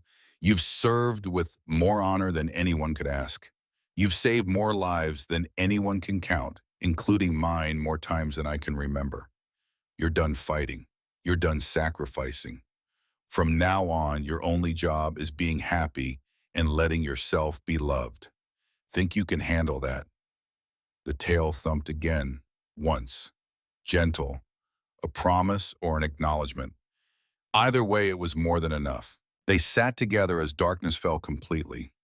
Man and dog, officer and K9, two broken souls who'd found each other at exactly the right moment and built something that transcended words or categories or simple understanding. Above them, stars emerged one by one, constant, eternal, bearing witness to this moment that felt both monumentally important and perfectly simply ordinary. Somewhere in the neighborhood, another dog barked. Remy's ears twitched with awareness, but he didn't lift his head. Not his problem anymore. Not his responsibility. Someone else's turn to stand watch. "I love you," Garrett whispered into the gathering darkness. "More than I can possibly say. More than you'll ever fully know." Remy sighed, content, safe, home. The last embrace had saved them both. The decision to fight to hope, to refuse surrender, even when surrender seemed inevitable. Now finally they could truly rest. The world kept turning its eternal rotation. Life continued its relentless forward march. But here on a porch in suburban Portland, on a summer night that felt touched by grace itself, two survivors held on to each other and simply breathed. They had made it through the fire, through the darkness, through the impossible odds and the minutes when death seemed absolutely certain and inevitable. They had made it through together, and together they would face whatever came next, not as officer and K9, not as handler and working dog, not defined by duty or service or sacrifice, just as family, just as home, just as love.